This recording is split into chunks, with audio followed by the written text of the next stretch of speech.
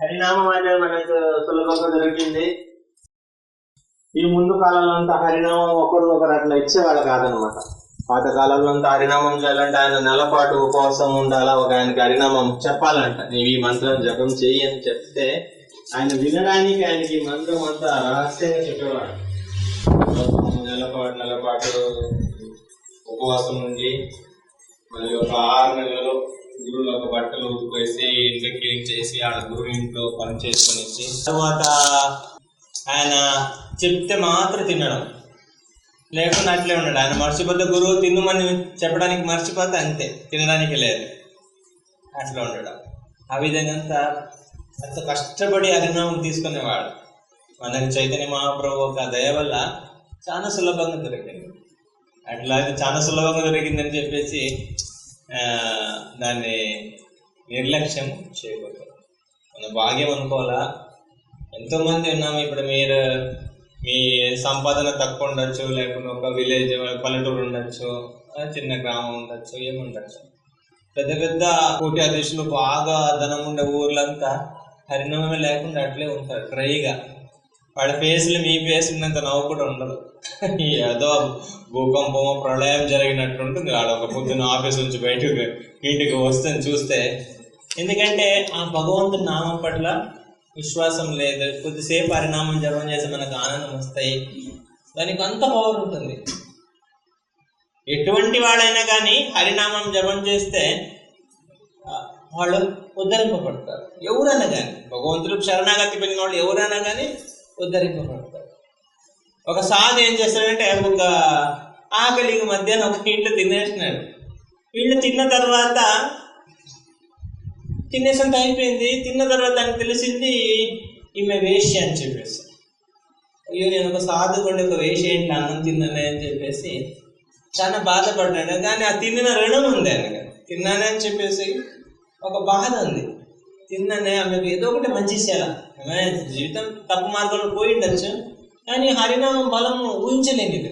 ఎవరినైనా మార్చగలుగుతుంది, ఎవరినైనా ఏమైనా చేయగలుగుతుంది. ఆమెకి ఏదో ఒకటి సహాయం చేయాలని ఒక పిచ్చి పెట్టిన ఒక చిలకని తీసుకుని వచ్చినారు. అది మామూలు చిలక అయితే అది మనం చెప్పిన చెప్తుంది అంటారు కదా. అయితే నేను మామూలు చిలక కాదు, నేను కొద్దిగా మెంటల్ ఉంది. ఆ చిలకని తీసుకుని వచ్చేసి ఇంట్లో పెట్టేసుకోమన్నాడు. నేను ప్రతిరోజు రామరామని చెప్పాలని నేర్పించమ్మా అని చెప్పేసి. అది మామూలు చిలక అయితే చెప్తుంది, ఏదో మనం చెప్పినట్లు అది సౌండ్ చేస్తాయి కదా. ఇది మామూలు చిలక కాదు, ఇది కొద్దిగా క్రాక్ చిలక. దీనికి మేము రోజు పొద్దున లేచి రామ చెప్పు అని చెప్పి లాస్ట్కి ఏమైంది, ఆ రామనామ చెప్పి ఈమె పవిత్రులారైపోయింది. రాజు ఒక రోజు ఆమె శరీరం వదిలేస్తాము, వైకుంఠ విష్ణుదూతలు వచ్చినారు. తల్లి నువ్వు రా అని చెప్పి నీ పేరు అక్కడ బుక్ చేసినారు వైకుంఠంలో, ఎక్కువ పుష్పకం అని ఎక్కువ అని. నాకు ఆశ్చర్యమైంది. అరే నేనేం మంచి పని చేసిన నన్ను అక్కడ తీసుకొని పోతున్నారని. లేదు, నీవు ప్రతిరోజు రామనామని చెప్తున్నావు కదా, అంటే నీవు రామ అని చెప్పేసి నీవు పవిత్రుడు అయిపోయినావు, నీవు వైకుంఠకి రావడానికి అర్హత వచ్చింది అని చెప్పేసి. నరకలోకంలో వాళ్ళు కేకలేస్తూ ఉంటారు. అక్కడ మనలాగా మనమైతే వడన పప్పడమైనా బాయిల్ చేయాలంటే నూనె ఒక లిమిట్ వేడి అయిన తర్వాత వడ వేయడానికి స్టార్ట్ చేస్తాం, పప్పడ కాంచి తీస్తాం. వాళ్ళు అట్లా కాదు, అది కాలుతా ఉంటుంది. నూనె ఎప్పుడో మంట పెట్టింది కాలుతా ఉంటుంది.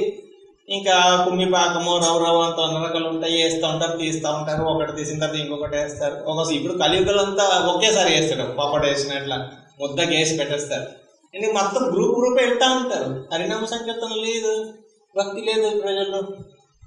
భగవంతుడు కష్టం వచ్చినా దేనికి భగవంతుడు కష్టం ఇచ్చినాడని అనుకున్నంత ఇదులు కూడా లేదు. భగవంతుడు కష్టం పెట్టడం చెప్పట్లే, పెడతాడు, లైట్గా పెడతాడు. భగవంతుడు ఎట్లా కష్టపెడతాడంటే చూడండి, ఆయన 7వ ఫ్లోర్ పైన నిలబెట్టాడు మన ఫ్రెండ్. కింద నుంచి మన ఫ్రెండ్ వస్తా ఉన్నాడు. ఆయన చూడడానికి కింద ఉన్నాడు. ఈయన వచ్చి ఒక 7 బిల్డింగ్ల పైన ఫ్రెండ్ ఉన్నాడు. మంచి రిచ్ ధనవంతుడు, అన్ని రకాల భోగభాగ్యాలు ఉన్నాయి, మంచి ఆనందంగా ఉండేవాడు. ఫ్రెండ్ కింద నిలబడి ఉన్నాడు. ఆయన పిలుస్తున్నాడు కింద నుంచి, రా పైకి రా అని చెప్పేసి. ఆయన అసలు పైకి చూడట్లేదు. సరే ఆయన పైకి చూడట్లేదు అని చెప్పేసి ఏం చేశాడు, ఒక 100 రూపాయల కాగితం వేసేసినాడు కింద. ఈయన తక్కువ 100 రూపాయలు పట్టుకొని జేబులు వేసుకున్నాడు.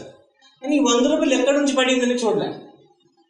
మళ్ళీ ఒక పచ్చ కలర్ నోట్ 500 నోట్ తీసినాడు, అది అట్లే రోల్ చేసి కింద పడేసినాడు. తక్కువ 500 తీసుకుని పాకెట్ వేసుకున్నాడు. అదే ఇది ఇంకా చూడట్లేదని, నన్ను పైకి నేను నిలబడినాను ఇంకా చూడట్లేదని 2000 పింక్ కలర్ నోట్ ఉంది కదా, అది తీసి కిందకి వేసేసినాడు. వాడు ఇంకా దాన్ని ఏరుకొని ఇంకొక పాకెట్లో వేసుకున్నాడు. అయినా కానీ పైకి చూడట్లేదు.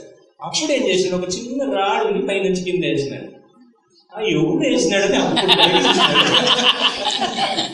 అంతగా పైకి చూడాలనిపించట. అట్లా మనకు నిరంతరంగా భోగాలు సుఖాలు వస్తూ ఉంటే అసలు ఒక దేవుడని ఉన్నాడు, మనల్ని కాపాడుతాడు, మనల్ని పోషిస్తున్నాడు, మనం ఈ పిచ్చి దీని వెనకాల పోకూడదు మనకు అర్థం కాదు. ఎప్పుడు ఒక చిన్న కష్టాలు వచ్చినప్పుడు ఇది ఎక్కడి నుంచి వచ్చిందిరా, నాకు మాత్రం చిన్న నీళ్ళ వాడుకొచ్చి అప్పుడు మనము కొద్దిగా పైకి చూడడానికి ఆలోచిస్తున్నాం. అంతవరకు మనం చూడం పైకి. అట్లా జీవితంలో ఎందుకంటే మన ధర్మం ఉంది, భగవంతుడు మనల్ని కష్టపెట్టే దాంట్లో ధర్మం ఉంది. మనము పొద్దున్న లేచి పళ్ళతో తోముతున్నాం కదా, రకరకాల బ్రష్లు, రకరకాల పేస్ట్లు, కొంచెమంది కోల్గేట్ వాడతారు, కొంచెమంది పతంజలి వాడతారు, కొంచెమంది డాబర్, రకరకాల వాడతాం. మనము దాంట్లో చిన్న పిల్లలు మీరు చూడండి, మీరు గమనించుకుంటారో లేదు తెలియదు కానీ వాళ్ళు కలర్ బ్రష్ అంత ఉంటుంది, కలర్ పేస్ట్ కూడా ఉంటుంది. ఇక్కడ రకరకాల పేస్ట్ వచ్చింది. మనం పాతకాలంలో ఏదో వేప పుల్లను ఏదో ఒకటి పుల్లు అంటే చాలు వాళ్ళు చనిపోతాం. ఇప్పుడు అట్లా కాదు కదా, ఇప్పుడు రంగుల పిల్లల్ని అంటే మోసం ప్రపంచం. ఆ పిల్లలు ఏం చేస్తారు, ఈ రంగులు చూసుకునేసి అది దాంట్లో కొద్దిగా రుచి ఉంటుంది, ఏ పేస్ట్ అయినా కొద్దిగా రుచి ఉంటుంది, కానీ అది టిఫిన్ కాదు అది కదా, అది తినే వస్తా కాదు, జస్ట్ పళ్ళతోనే ఉమ్మాల దాన్ని, అది తినడానికి కోసం దాన్ని వాడడానికి లేదు. ఈ పిల్లలు ఏం చేస్తారు, ఆ పొద్దున కొద్దిగా ఆకలి కొడితే వాళ్ళకి అది ఆ పేస్ట్ని పళ్ళుతో ఎక్కువ కొద్దిగా మింగేస్తారు. ఇంకా తల్లిదండ్రులు చూస్తారు, ఇటు పళ్ళుతో ఇంకా లోపలికి రాలేదు, ఇంతసేపు అయింది. ఆమె పాప పెసరొట్టు, ఇడ్లీ, దోశలు, వడలు రకరకాలు చేసి పెట్టి ఉంటుంది. ఈ పిల్లకు అన్ని ఆ ఐటమ్ వదిలేసి ఈ పిల్ల ఏం చేస్తుంది, పేస్ట్ తింటుంది. ఇది పేస్ట్ తినేది కాదు, అది పళ్ళుతో వేసి ఉమ్మలిసిన వస్తారు, అది మింగడానికి కాదు. కానీ ఈ పిల్లలకు తెలియదు. ఆ ఇడ్లీ, వడలు, ఆ కేసరి బాతులు, పెసరొట్టులు ఆ రుచి నచ్చట్లేదు దానికి పేస్ట్, ఇది కోల్గేట్ పేస్ట్ కానీ ఈ పతంజలి కానీ ఇది నచ్చుతా ఉంది, ఇది తినాలనిపిస్తుంది. అప్పుడు ఏం చేస్తారు, 2 కొట్టేసి అక్కడ నీ కోసం ఇన్ని చేసినాను కదా, అది ఎవరు ఈ బాబు తింటారా అని చెప్పేసి కొట్టి లాక్కొని పోయి మళ్ళీ తినిపిస్తారు. అట్లా మనం ఈ ప్రపంచం వచ్చింది దేనికి, ఈ ప్రపంచాన్ని అనుభవించడానికి కోసం కాదు, మన పాపాలని మన కర్మాల్ని పోగొట్టుకోవడానికి. పళ్ళుతో వేసాక ఉమ్ముతామా, అట్లా మన జీవితంలో భక్తి చేసి మన రోజుకు పాపాలు పోగొట్టుకోవాలి. మనం ఈ పిల్లలు పేస్ట్ తిన్నట్ల పాపం పోగొట్టుకునేది కాదు, ఇంకా సంపాదించుకునేది. ఇంకా సండే అయితే సంపాదించింది దాని లెక్కవే లేదు. ఒక్కొక్క ఊరు వాళ్ళు మిగిలిన రోజు బిజీ ఉంటారు, కానీ ఆ సండే ఒక్కో రోజు సరిపోతాయి అనుకుంటారు. ప్రతి ఒక్క అన్ని రోజుల దగ్గర ఉంటాయి అన్ని ఇంకా మనము ఒక్కొక్క రోజు మనము ఎన్నో జన్మలుగా సరిపోయింది పాపం చేస్తాము. ఒకరోజు మనం ఎక్కువ బతుకుతున్నామంటే ఆనందపడద్దు, అయ్యో మేము బతికిపోయినాము, 100 సంవత్సరాలు 105 సంవత్సరాలు ఉన్నామని. ప్రతిరోజు ఒక్కొక్క మనిషి ఒక జన్మ నుంచి ఒక 80,000 జన్మల వరకు జన్మలు తయారు చేసుకోవచ్చు అంట. పుట్టడానికి చేయాల్సిన కర్మలు చేసుకోవచ్చు, అన్ని పాపాలు చేసుకోవచ్చు. తెలియదు, అట్లా పోతా ఉంటుంది జీవితం. అట్లా జీవితం భగవంతుడు ఇచ్చింది అనేది మన పాపాలు పోగొట్టుకోవడానికి. దాంట్లో భక్తుల యొక్క సాంగత్యము, హరినామము, మనకు శ్రీమద్ భాగవతము, భగవంతుని ఒక లీలలు ఇన్ని ఆయన చేసిపోయింది దేనికి, మనం వినడానికి. ప్రభుపాల్లో అన్ని బుక్ రాసిపోయింది ఎవరికి, ఆ ఓల్డ్ ఏజ్లో. కనీసం మనం ఓపెన్ కూడా చేయట్లేదు అని అంటే మనం ఎంత పాపిస్తాం. మనం చదివేసి తెలుసుకునేసి మన పాపాలని పోగొట్టుకుని అక్కడ మన తండ్రి అక్కడ వెయిట్ చేస్తున్నాడు ఆయన దగ్గర పోవడానికి కోసం. ఎందుకంటే ఆయన అన్ని రకాలు చేసి పెట్టినాడు మన కోసం అనుభవించడానికి. మనం అన్ని వదిలేసి ఈ కర్మలు, ఈ రకరకాల కర్మలు చూసి భౌతిక వస్తువులను అనుభవించుకొని ఇదే సుఖం ఇదే ఆనందం అనుకుని ఇక్కడ ఉండిపోతే ఆయనకు మండిపోదలేదా మన కోసం అంతసేపు నుంచి ఎన్నో జన్మల నుంచి వెయిట్ చేసి మనం ఇంకా ఎక్కడో ఇంకా పోతా ఉన్నాము, ఇంకా వెనకాల పోవాలని 3 రాలే. అట్లా మనకు ఆ టైంలో కొద్దిగా కష్టాలు ఇచ్చి కొద్దిగా నష్టాలు ఇచ్చి ఏదో ఒకటి చిన్న చిన్న దెబ్బలు ఇచ్చేసి భక్తుల యొక్క సాంగత్యంలో మనకు కొంచెం సుఖం వచ్చే విధంగా, హరినామంలో సుఖం వచ్చే విధంగా చేస్తాడు. మనం అది చాలా సున్నితంగా తీసుకుంటాం. ఏమని ఊరికే హరే కృష్ణ హరే కృష్ణ అని పాడతాం, కానీ అదే మనము ఒకరోజు భక్తులు పాడుతూ ఉంటే దాంట్లో ఎంత గొప్ప శక్తి భగవంతుడు ఇచ్చినాడు. చైతన్య మహాప్రభు ఏమంటారు? నామ్నామ్నకారి బహుదా నిజ సర్వశక్తి తత్ప్రాప్యత నియమిత స్మరణేన కాల ఏకాదశి తత్ప్రభ భగవన్ మమాపి దుర్దైవ మీదృశ మిహాజని నాను రాగక. భగవంతుడా, నీ యొక్క నామంలో అది ఎంతో శక్తిని పెట్టున్నావు, కానీ దుర్దైవశాత్ నాకు దాంట్లో అనురాగం కలగట్లేదు, దాంట్లో నాకు రుచి రాలేదు. కానీ భగవంతుడు దాంట్లో ఎంత శక్తి పెట్టాడని మనం ఊహించలేదు. ఒకసారి జనక మహారాజు ఒక శ్వాసం తీసుకునే టైంలో 3 సారి రామ రామ అంటాడు. ఒక శ్వాసం వదిలేసేప్పుడు మళ్ళీ 3 సారి రామ రామ రామ అంటాడు. ప్రతి శ్వాసానికి 3 సార్లు రామ రామ రామ అంటాడు. అంత మహాభక్తుడు. ఆయన ఏదో ఒక రీజన్ వల్ల నరకలోక దర్శనం అవుతున్నారు. నరకలోకకు చూస్తాడు. నరకలోకకు అక్కడ శిక్షలు అనుభవించడే కాదు, నరకలోక విజిటింగ్ లాగా ఆయనకు ఒక ఇది కలుగుతుంది. అక్కడ పోలీసు వస్తుంది. ఆ పోలీసు వచ్చినప్పుడు అడుగుతాడు, వీళ్ళంతా ఒక్కొక్కరు అక్కడ రకరకాల శిక్షలు అనుభవిస్తుంటారు కదా. అడుగుతాడు, వీళ్ళేమి వాళ్ళని ఒక అంటారు, వీడు వచ్చి ఆవును ఆయన జన్మంలో 100 సారి కొట్టినాడు స్వామి, దానికి ఒక 10,000 సారి ఆయన చేతు తీసేస్తాము, మళ్ళీ చేతు పెడతాం, మళ్ళీ చేతు తీసేస్తాము. ఆ వీడేం చేసినాడు? ఆ వీడు తల్లిదండ్రులను కొట్టినాడు. ఆ వీడేం చేసినాడు? వీడు జీవితంలో ఒకసారి కూడా భగవంతుని దండం పెట్టలేదు స్వామి, కాలిస్తూ ఉంటాం, మళ్ళీ తీస్తూ ఉంటాం, మళ్ళీ కాలిస్తూ ఉంటాం, మళ్ళీ బాడీ ఇస్తాం అంటే రకరకాల చెప్తా ఉన్నారు. అయితే వాళ్ళు అక్కడ నరకలోకులు ఏవైతే అక్కడ ఉన్నారా కొంచెం మంది, వాళ్ళు అంటున్నారు, ఇగో ఇది ఎవరో గొప్ప వ్యక్తి, ఆయన అక్కడ నిలబడతా ఉంటే ఆయన ఒళ్ళు పైన చల్ల గాలి మనకు పడతా ఉంటే మాకు ఈ నొప్పి అనుభవానికి రావట్లేదని, ఆ స్వామిని అక్కడ కొద్దిసేపు నిలబడమని చెప్పు, మాకు ఏం బాధలు అనిపించట్లేదని. ఆ ఒక భక్తుని యొక్క పైనుంచి ఆయన శ్వాసం తీసుకున్న గాలి వీళ్ళకి పడతా ఉంటే, పక్కన వాళ్ళకి పడతా ఉంటే ఆ నరకలోకి ఉండేవాళ్ళు అంటున్నారు, మాకు బాగుంది, కొద్దిసేపు రిలాక్స్గా ఉంది అని చెప్పేసి. కొద్దిసేపు నరకలోకలు కొద్దిసేపు రిలాక్స్ కూడా దొరకదు. మనకి ఇక్కడ ఒకరోజు ఫీవర్ వచ్చేసి అని ఏమేమి అయిపోతాం కదా, అక్కడ రోజు అట్లే ఉంటుంది. ఒకరోజు కూడా అక్కడ చిన్న చిన్న విషయాలు కూడా వేసేస్తారు. భక్తి చేయలేదా ఫస్ట్ చూసేది అదే, వీడు భక్తి చేసినాడా లేదా. ఇంకా చిత్రగుప్తులు లేదు స్వామి ఏం చేయలేదంటే అంతే, ఇంకా మాటలు ఇంకా చెక్కింగ్ ఏం లేదు, స్కానింగ్ అంత ఏం లేదు, ఏడని ఎక్కడన్నా చిన్నది చేసినాడు అంటే చిన్నది మంచి చేసినా కూడా దానికి మంచి రిజల్ట్ ఉంటుంది. ఒక ఆయన నరకానికి పోయి ఆయన కొద్ది మంచి చేసినాడంట, మంచి లోబి మ్యాక్సిమం పాపమే చేసినాడు. ఒక్కడికి అన్నం పెట్టలేదు, ఎవరు ఒక గ్లాస్ నీళ్ళు కూడా వేయలేదు, ఎప్పుడు కూడా ఏం మంచి పని చేయలేదు. ఇంకా వాడు చనిపోయిన తర్వాత నరకానికి వస్తే వాడు యమదూతలు ఏం చేస్తున్నాడంటే ఒళ్ళంతా మంట, ఒక చెయ్యి మాత్రం ఈ ఒక్క ఫింగర్ మాత్రం చల్లగా ఉందంట. ఆయనకి డౌట్, ఇన్ని మండుతా ఉంది, ఇక్కడ మాత్రం చల్లగా ఉంది, ఇది ఏమైంది అని ఎప్పుడు ఆయనకు ఒక డౌట్. ఒళ్ళంతా ఎప్పుడు కాళ్ళంట అనిపిస్తూ ఉంటుంది. ఎందుకంటే శరీరం ఇచ్చి నీకు ఒక్క రోజు కూడా ఒక కడుపు కాలి వచ్చిన వాళ్ళకి ఇంత నీళ్ళు పెట్టలేదు, ఇంత అన్నం పెట్టలేదు కదా, నీకెందుకు ఈ చల్లతనం అని ఆయనకు రోజు లోపల మంట పెట్టినట్లు. అది వాళ్ళు ఏమేమి పనిష్మెంట్ మనం అర్థం చేసుకోలేదు, మనకు తెలియదు. అట్లా ఆయనకి ఒళ్ళంతా మండుతుంది, చేయమన్నట్లేదు. ఆయన ఒకరోజు యమధర్మరాజు పోతుంటే అడిగినాడు, స్వామి నాకు ఇది ఏం పనిష్మెంట్, అన్ని చోట్ల మండుతా ఉంది, ఈ ఫింగర్ ఒకటే మండట్లేదు అంటే ఆయన వాళ్ళు అన్నారు, నువ్వు ఎప్పుడు ఊరికి ఏం పెట్టలేదు, నీ ఇంటికి ఎప్పుడైనా అతిథులు వస్తారు కదా, వచ్చేప్పుడు నీ ఇంటి ముందు ఒకటి అన్నదానం చేస్తాడు, ఆయన ఇంటి చూపిస్తామంట చేతులు, మా ఇంట్లో అక్కడ తినేసిరండి అక్కడ ఫ్రీ అన్నదానం ఉందని. ఆ ఒక ఫింగర్ మంచి పని చేసింది అలా జీవితంలో. ప్రతిరోజు అక్కడ తినిరండి ఎవరైనా పోతా ఉంటే చెప్తా ఉంటాడు. వాళ్ళ ఇంటికి కూడా ఎవరైనా వస్తూ ఉంటే, స్వామి అక్కడ కొద్ది భోజనం చేసుకుంటారా అండి, మా ఇంట్లో ఎవరు లేదు, ఆడమే లేదు, ఏదో ఒకటి తప్పించుకుంటాడు. అట్లా ఒకటి ఫింగర్ ద్వారా వాళ్ళని చూపిస్తుంటాడు. వాళ్ళని చూపించిన దానికి అది యమధర్మరాజు ఏం చేస్తుంది, ఆ ఫింగర్ ఒకటి చల్లగొండి నేను చెప్పింది, ఆ ఫింగర్ ఒకటే జీవితంలో మంచి పని చేసింది కాబట్టి ఆ ఫింగర్కి మంట లేదు. అట్లా నరకలోకంలో ఒక పరిస్థితి అట్లా ఉంటుంది. అంటే ఈయన జనక మహారాజు అడిగినారు, ఇది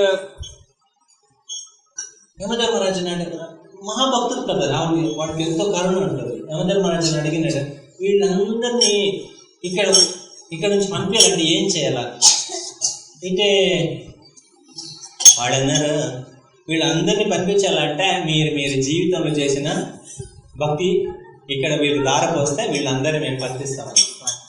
అయితే జనక మహారాజు అన్నాడు, సరే నేను రామనామం ఏమేమి భక్తి చేసినానా అది మొత్తం యమధర్మరాజు వీళ్ళకి దారపోస్తున్నాను అని చెప్పి పద్ధతి ప్రకారం దారపోస్తున్నాం, వీళ్ళు వాళ్ళు ఉద్ధరించగలుగుతామంటే ఆ జనక మహారాజు తాను చేసిన పుణ్యము వాడు ఆ భక్తి ఏదైతే చేసినాడో వీళ్ళకి అందరికి అది పోని ఆ ఫలం వీళ్ళకి అందరికి దొరకలేని భగవంతుడి ప్రార్థన చేసి వాళ్ళకి ఇస్తే పుష్పక విమానంలో అట్లే నిండిపోయినారంటే మొత్తం యమలోకం మొత్తం ఖాళీ అయిపోయింది, ఎవరు లేరు. ప్రతి ఒక్కరు కూడా అట్టే నరకలోకం నుంచి వైకుంఠాలు ఎప్పటి నుంచి ఉన్నారు, ఏ కల్పన నుంచి ఉన్నారు, ఒక దేవుడే లేదని చెప్పే వాళ్ళంతా 1 సంవత్సరం 2 సంవత్సరం అయ్యారు, కల్పకల్పం వేసేస్తారు.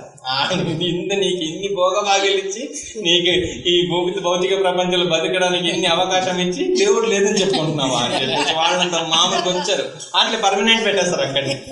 అటువంటి వాళ్ళు కూడా ఈయన ఎప్పుడైతే ఈ అనుగ్రహం చేసినాడో అనుగ్రహం చేసిన వెంటనే వాళ్ళంతా భగవంతుని యొక్క ధామానికి వెళ్తారు. అట్లా భగవంతుని యొక్క కృప మనకి హరినామం అనేది మనం మామూలుగా చేస్తూ ఉంటాము. అది ఒకసారి మామూలుగా ఇంకా మామూలు సంకీర్తన చేసి నిద్ర రాదు, కానీ ఇంక మనమే పర్సనల్గా కూర్చొని జపం చేసినప్పుడు మనం చూడాలి హరినామం రుచి ఎంత ఉందని చెప్పేసి మొదటి ఎంత బాగా నిద్ర వస్తుంది, ఆవలింపులు వస్తుంది, కూర్చోలేకపోతున్నాము, పడిపోతున్నాము, ఏమేమి అయిపోతుంది. అయితే ఒకసారి దాన్ని రుచి పొందిన తర్వాత మళ్ళీ మనము మంచిగా దాన్ని ఆస్వాదించగలుగుతాం. ఆ రుచి వచ్చాక ముందైతే చాలా కష్టం అనిపిస్తుంది కదా. మనం ఇప్పుడు 2.5 గంట కూర్చొని సినిమా చూడాలంటే మనకి ఏం చేతులు కాలు ఏం నొప్పి రావు, ఏం వాళ్ళ ప్రతి సీన్ అంతా మనల్ని లాగుతూ ఉంటుంది. నెక్స్ట్ ఏమవుతుంది అని చెప్పి వాళ్ళు కూడా కరెక్ట్గా ఆపేస్తారు. వాళ్ళు ఇంకా ఒంటి కూడా పోకూడదు, కూర్చొని చూస్తూ ఉండాలా, అట్లా పెట్టేస్తారు. నెక్స్ట్ సీన్ ఇంకా బాగుంటాయి. అదే భగవంతుని కథలు వినడం అంటే అయ్యో ఎంత బుర్ర కొడుతుంది. ఒకసారి లేచిపోవాలనిపిస్తాయి, ఇంటికి గుర్తుకు వస్తాయి, పాలు వేడి చేసినా లేదా, ఒక రకరకాల మైండ్ ఏదేది వస్తాయి. అన్నిటికి మళ్ళీ టైం ఉంటాయి, అన్ని జపం చేసేప్పుడే వస్తాయి. ఆ 2 గంటల టైంలో ఏమేమి 24 గంటలు చేసిన పనిలో మొత్తం అప్పుడే అప్లోడ్ అవుతా ఉంటుంది మైండ్. నీ తర్వాత చేయడానికి టైం ఉంది, మాట్లాడడానికి మనుషులు ఉన్నారు, అన్నీ ఉన్నారు, అప్పుడే మాట్లాడాలనిపిస్తాయి, అప్పుడే పోవాలనిపిస్తాయి. అన్ని ఆ జపం చేసేప్పుడే మాయదేవి మనకు అన్ని రకాల ప్రోగ్రామ్ ఫిక్స్ చేసి ఇస్తాయి. ఒక 2 గంటలు ఊరికే ఉండవాలి, నీతోటే ఉంటానంటే కూడా ఒప్పుకోదు. ఆ 2 గంటలు కూడా నాకు కావాలా, జపం చేసేకొద్దని మనకు లాగుతూ ఉంటుంది. మనము కొద్దిగా ఇప్పుడు ఆ 2 hours భగవంతు కోసం 16 మాల జపం చేయడము, ఆయన కోసం కొద్దిగా మనం ఇప్పుడు కేటాయించాలి. మనం ఎవరు ఏమి ఎటువంటి వాళ్ళు అది అవసరమే లేదు. భగవంతుడు అది చూడని కూడా చూడు. భక్తి చేసుకోవడానికి వాడి కులము, వాడి గోత్రము లేకుండా అట్లా బ్యాక్గ్రౌండ్, మంచి బ్యాక్గ్రౌండ్ అంటే మంచిదే, కానీ శాస్త్రం మనకు చూపించింది ఎటువంటి వాళ్ళు కూడా భక్తి చేయొచ్చు. మీరు 12 మంది మహాజనులను చూస్తే ఒక్కొక్కరు ఒక్కొక్క టైప్ ఉంటారు. వాళ్ళైనా భక్తి చేసి నిరూపించుకుంటారు చేయడం మీకు అవుతుంది. మనం బ్రహ్మదేవుడు లాగేమో బిజీగా ఉంటామా? లేదు కదా. బ్రహ్మదేవుడు లాగా మనకు 4 తలకాయలు లేవు, లేకుండా 14 లోకాలు, మోటి ఇప్పుడు ఆధార్ కార్డు చేసిందంటే ఇన్ని చిన్న ప్రింట్లు బ్రహ్మదేవుడు కదా అన్ని రకాల చిత్రాలు రాసి పెట్టింది. లేకుండా మనకు ఆధార్ కార్డు ఎట్లా వస్తుంది? ఒకరిలాగా నేను కాపీ చేసి ఉంటే ఆధార్ కార్డు ఒకరిలాగా ఇంకొకరి ఫోటో వస్తాయి కదా. ఇది అట్లా కాదు, నీ చేయి నొక్కితే నీ ఫోటో వచ్చేస్తాయి. నీకొక డిజైన్, వాడికొక డిజైన్ అని ఎన్ని ఆలోచించాలి, ఎన్ని డిజైన్ పెట్టుకోవాలని. అంతే బిజీ పర్సన్. లోకల్ చూసుకోవాలా, ఎక్కడ వాటర్ సప్లై చేయాలా, ఎక్కడ గాలి సప్లై చేయాలా కదా. ఏదైనా తేడా వస్తే మళ్ళీ ఊరు పోతాయి. కొద్దిగా నీళ్ళు ఎక్కువైపోతే వరదలు వచ్చేస్తే ఊరు కొట్టుకొని పోతాయి. కొద్దిగా గాలి ఎక్కువైపోతే అంతే, చెట్లు గిట్లు ఇళ్ళు మొత్తం పోతాయి. ఏదైనా కొట్టి ఎక్కువైందంటే మొత్తం నాశనం అవుతుంది. అన్ని దేవతలంతా కంట్రోల్ పెట్టుకుని ఇంత పోవాలా, ఇంతే ఇక్కడ ఇంత నీళ్ళు సప్లై అవ్వాలా, ఇక్కడ ఇంత గాలి సప్లై, అంత బిజీ తోటి కూడా ఆయన ఆయన భక్తి ఆయన చేసుకుంటున్నాడు. మనం అంత బిజీ ఏం లేదు. మనకు బ్రహ్మదేవుడు లాగా మనం బిజీగా ఉన్నామా? లేదు. అయితే బిజీ అనేది పర్సన్ ఎవరైనా చెప్తే మేము బిజీగా ఉన్నామంటే అది పోలీస్ అని మూర్ఖతనం. ఎందుకంటే మనం ఎవరు అంత బిజీగా లేదు. బ్రహ్మదేవుడు లాగా బిజీగా లేదు. భగవంతుడు గారు సాక్షులు ఉన్నాయి అంటే బ్రహ్మదేవుడు చేస్తున్నాడే, నీవు ఆయనకినే బిజీగా ఉన్నావు. ఏమి జపం చేయడానికి ఆ మాత్రం నీకు టైం దొరకలేదా? అప్పుడు మళ్ళీ కొంచెం అని అనుకోవడం మన ఇంట్లో బాగుండదని, ఇంట్లో మనకు సహకారం లేదు. నేను ప్రహ్లాద్ మహారాజు లాగా జపం చేసి నేను కాల్ చేస్తాను, నీకు విషం పాములతో పొడి చేస్తాను, లేకపోతే ఏనుగులతో తొక్కిస్తాను, ఏమైనా అట్లేమని చేస్తారా? ఏం లేదు. అయితే మనం ఆ రీజన్ కూడా చెప్పలేము. అక్కడ 12 మంది మహారాజులు చూడండి, వాళ్ళు ఒక్కొక్కరితో ఒక్కొక్క టైప్ ఉంటాయి లైఫ్ స్టైల్. వాళ్ళు ప్రహ్లాదుడు అంతా ఒక అట్లాంటి వాతావరణం, తండ్రి కృష్ణ రామ అంటే పోసేస్తాడు కొంత, అయినా కానీ ఆయన భక్తి చేస్తున్నాడు. చేసి భగవంతుడు ఆయన కళ్ళ ముందు నిలబడినాడు. ఎందుకంటే మన ఇంట్లో పరిసరం బాగలేకుండా మనం భక్తి చేయడానికి అవుతుంది. లేకుండా యమధర్మరాజు అక్కడ చూసి ఎప్పుడు అరుపులు గిరుపులంతా ఉంటాయి. వాళ్ళ మధ్యలో కూడా ఈయన మనకి ఎక్కడైనా గొడవ అయితే మనం జపమాల పట్టుకోలేము. అక్కడ ఒకసారి పోయి అక్కడ ఏం గొడవ, ఎవరికి గొడవ, అది కొద్దిగా తలకి ఎక్కించుకొని మనం కూడా కొద్దిగా రజోగుణం పెంచుకొని తర్వాత బయటకు వస్తాం. ఆ టైంకి మనకు అర్థం కాదు కదా. ఆ మధ్యలో మనకు అరే మనం భక్తులే, మనకి ఎందుకు ఈ గోలంతా, మనం మన పాటు జపం చేద్దాం మనకు అనుకోదు. ఒకసారి అక్కడ దగ్గర పోయి చూడాలి అది ఏమైందని. మనకు అవసరం ఉండదు కానీ మైండ్ లాగుతూ ఉంటుంది. కానీ ఎటువంటి పరిస్థితులు కూడా గోల కంటే కూడా భక్తి చేసేవాళ్ళు చేసి మనకు చూపించినారు. బిజీగా ఉండేవాళ్ళు కూడా భక్తి చేసినారు. అన్ని భోగభాగ్యాలు ఉన్నప్పుడు కూడా భీష్మదేవుడు మొత్తం ఎన్ని యువరాజు అంత సంపదలు ఆయన భక్తి టైంలో ఆయన భక్తి చేసేసినాడు. ఆయన కృష్ణుని మెప్పించుకున్నాడు. మీరు ఎవరినైనా పట్టుకొని చూడండి, ఆ 12 మంది మహాజనులని మనం అనుకుంటారు. అలా చిన్న పిల్లోడు ఈయన ధ్రువ మహారాజు వాళ్ళు వీళ్ళంతా ఇంతెంత ఉండేది.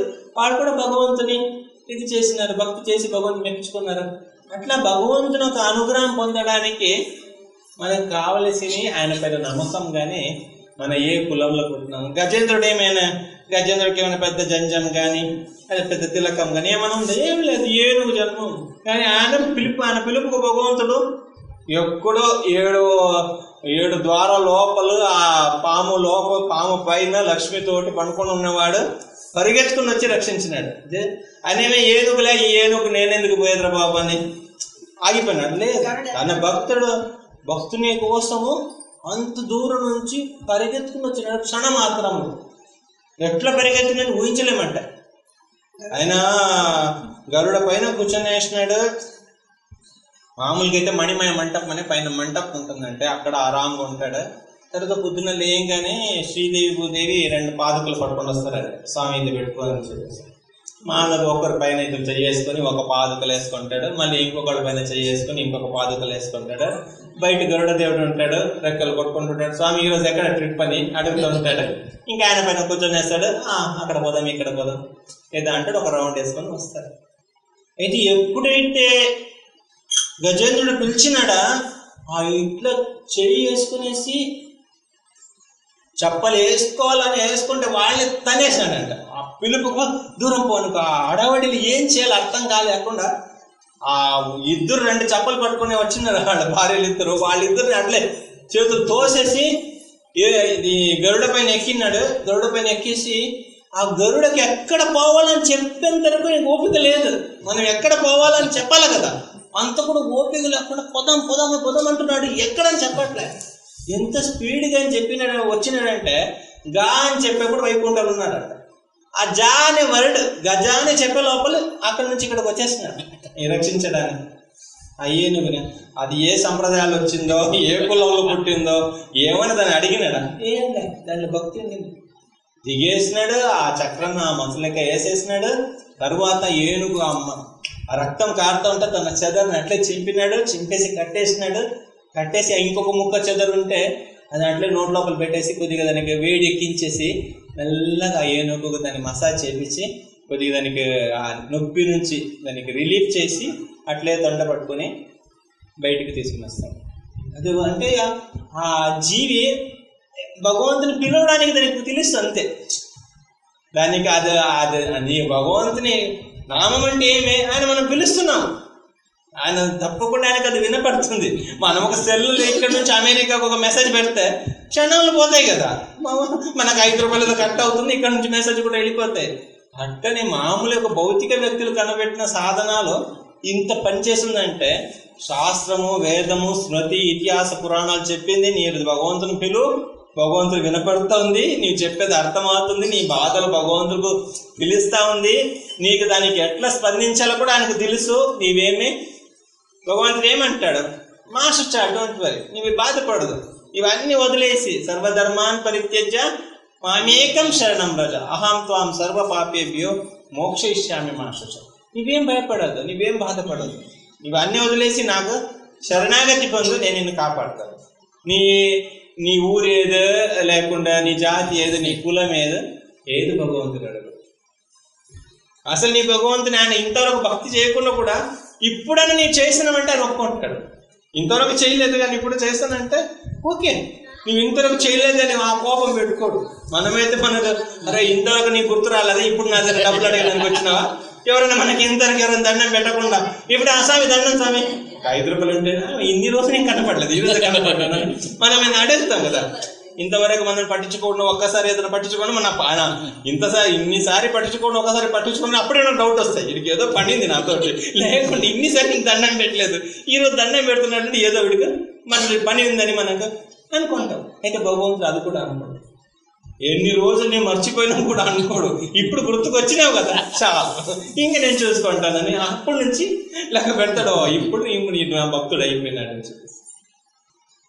అట్లా ఆయన ఏ కులమైనా కానీ, ఇప్పుడు మనమైతే మనుషులు, మనకు కొద్ది మన జీవితంలో కొద్దిగా సిస్టమ్ ఉంది, ఇట్లా ఉండాలి, ఇట్లా ఉండాలని చెప్పి. కానీ కొన్ని జంతువులు కూడా దాని నియమాలంతా ఉన్నాయి. ఈవెన్ రాక్షసులు శరణాగతి పొందిన కానీ భగవంతుడు కాపాడతాడు. మనం వదిలేండి. ఒక గంటాకారుడు అని ఒక రాక్షసుడు ఉంటాడు. ఆయన చెవులకు పెద్ద పెద్ద గంటలు కట్టుకొని ఉంటాడు, పెద్ద పెద్ద గంటలు కట్టుకుంటాడు, మహాశివభక్తుడు. ఇంకా వేరే దేవుడిని మొక్కోడు. ఆయన గంటలు ఎందుకు కట్టాడంటే ఎక్కడన్నా హరి అని వినపడితే ఇట్లా కొడతాడంట, చెవులను ఒకసారి ఇట్లా తిరిపిస్తాడు తలని. ఆ తలని ఎందుకు తిప్పిస్తాడంటే ఈ గంటల సౌండ్కు హరినామం చెవుల లోపల పోకుండా చూసుకుంటాడు. అంత ఇది హరి అంటే ఆయనకి అంత దూరం పెట్టుకుంటాడు. కానీ ఆయనకి బోర్ కొట్టింది ఆయన జీవితం. మనకు మామూలుగా మనకి బోర్ కొడుతుంది, ఇంకా రాజులకు ఇంకా ఘోరంగా ఉంటాయి వాళ్ళ జీవితం.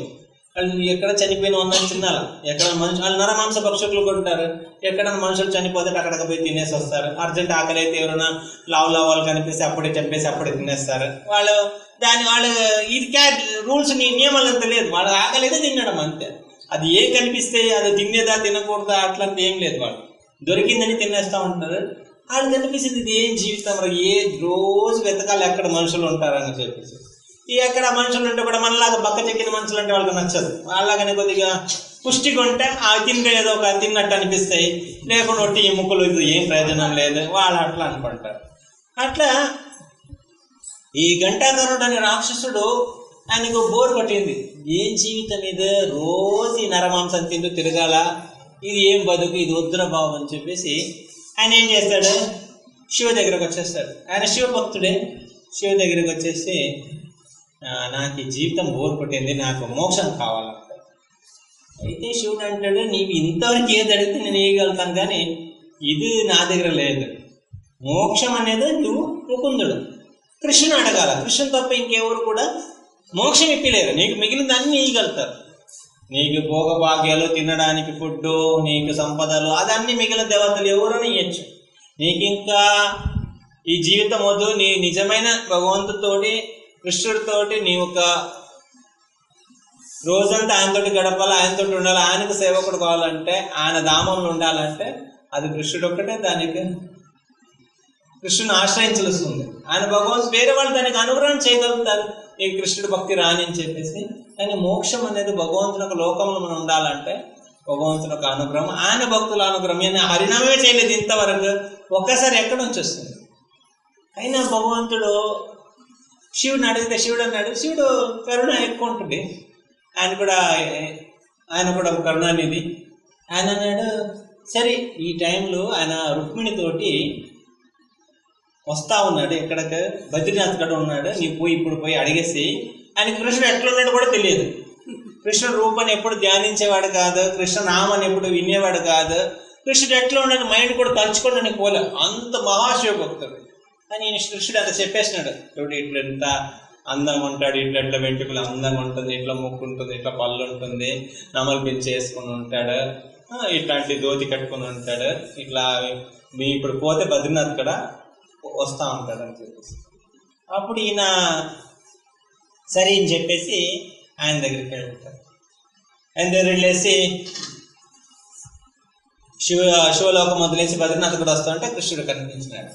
ఆయన కనిపించింది, అయ్యో దేవుడి దగ్గర పోతున్నాను, ఒట్టి చేతులు ఎందుకు పోయాడు, దేవుడి దగ్గర పోతున్నాను కదా, దేవుడికి ఏదైనా మంచి బాడీ పట్టుకొని పోదామని.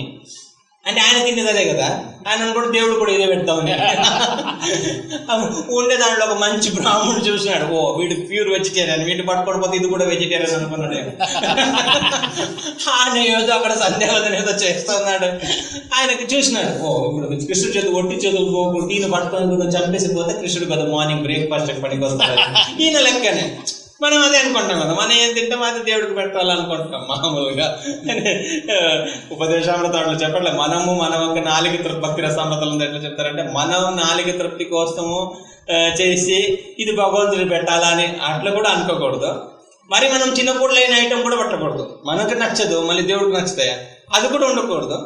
దేవుడు తినేది ఉండాలా, మళ్ళీ ఎర్రగడ్డ తెల్లగడ్డ అంతా మనకు నచ్చుతాయని చెప్పేసి అది దేవుడికి పెట్టకూడదు. అది ఏదైతే దేవుడు తింటాడు అది తెలుసుకొని ఉండాలా.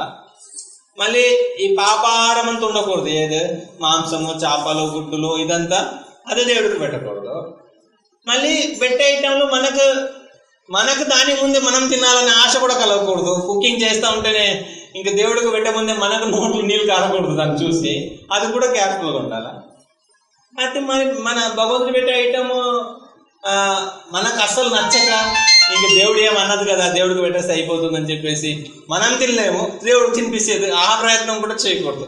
మనము అందులో రుచి ఉండాలా, పవిత్రత ఉండాలా, మంచి స్మెల్ అంతా ఉండాలా, మంచి భక్తితోటి కూడా చేసి ఉండాలా, భక్తితోటి భగవంతుడికి దాన్ని అర్పించాలి. కానీ ఈయనకి అదంతా ఎవరు ఇంతవరకు శాస్త్రం చదివింది ఏం లేదు. ఈయన ఒకటి శివ అని చెప్పి తిరిగేవాడు.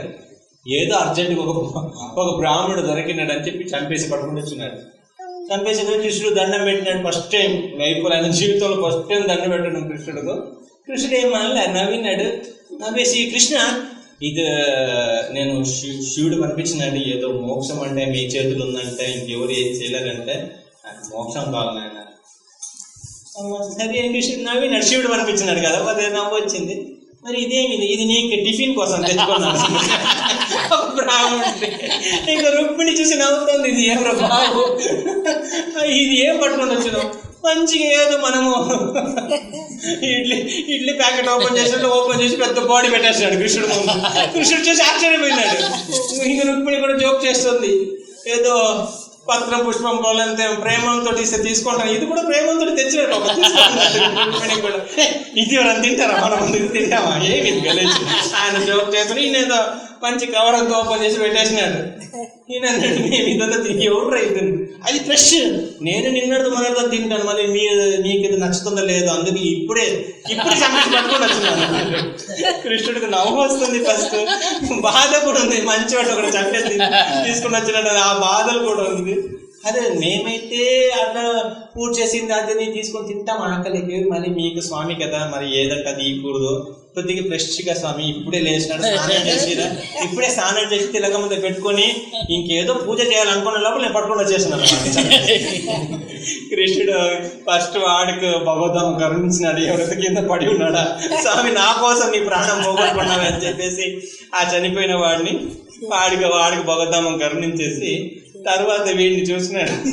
వీడు అన్నాడు, సరే నీవేదో ఇక్కడ కనపడలేదు కదా, ఈయన కృష్ణుడు తిన్నాడు అనుకున్నాడు. ఈయన స్వామి నీవేదో స్వీకరించినావు కదా, అనుగ్రహం చేయాలి నన్ను కూడా అని చెప్పి మళ్ళీ సరే శివుడు చెప్పినాడు కదా అని చెప్పేసి ఒక మంచి భక్తుని ఒక మాట ఆ క్షణంలో కొద్దిగా దేవుడికి ఏదో ఇచ్చేదేదో మంచి వస్తువు కాదు కానీ ఇయ్యాలని కోరిక కలిగింది. ఇయ్యాలని కోరిక కలిగిన దానికి భగవంతుడు దాన్ని మెచ్చుకున్నాడు. ఇచ్చే వస్తే ఆయన తినలేదు, ఆయన చూడలేదు, కానీ ఏదో ఒకటి ఆయన తెలివి లేకుండా నాకు ఇయ్యాలనుకున్నాడు కదా. ఆయన దానికోసం ఆయనకు కరుణ చూపిస్తున్నాడు. ఒకసారి జగన్నాథ్ ఒక అమ్మాయి, ఆమెకు ఈ రోజు జగన్నాథ్ గడ వస్తాయి. రోజు జగన్నాథ్ గడ వచ్చేసి గుడికి వచ్చినప్పుడు అక్కడెక్కడ ఉంటాయి కదా స్వీట్లు, ఆడు, దాలు అన్నీ తిని చూస్తూ ఉంది. అన్నీ తిని చూస్తూ ఉంటే అన్నీ చప్పకుంటాయి. ఎక్కువ గ్రీన్ చిల్లీ ఏమి, పచ్చిమిర్చికాయ ఎక్కువ ఏమి వాళ్ళు వాడరు, ఏదో కొద్దిగా మిరియాలు వేస్తారు, అది అంత కారం అనిపించట. ఆమెకు అన్ని తినేసి బాధ. సరే ఆ పిల్లలు దీన్ని ఎట్లా తింటారు, రోజు ఏదో మంచి చేప లేదా ఫ్రై చేసి తీసుకుని వస్తే బాగుంటుంది. ఆమె రోజు దీన్ని చూస్తా ఉంది.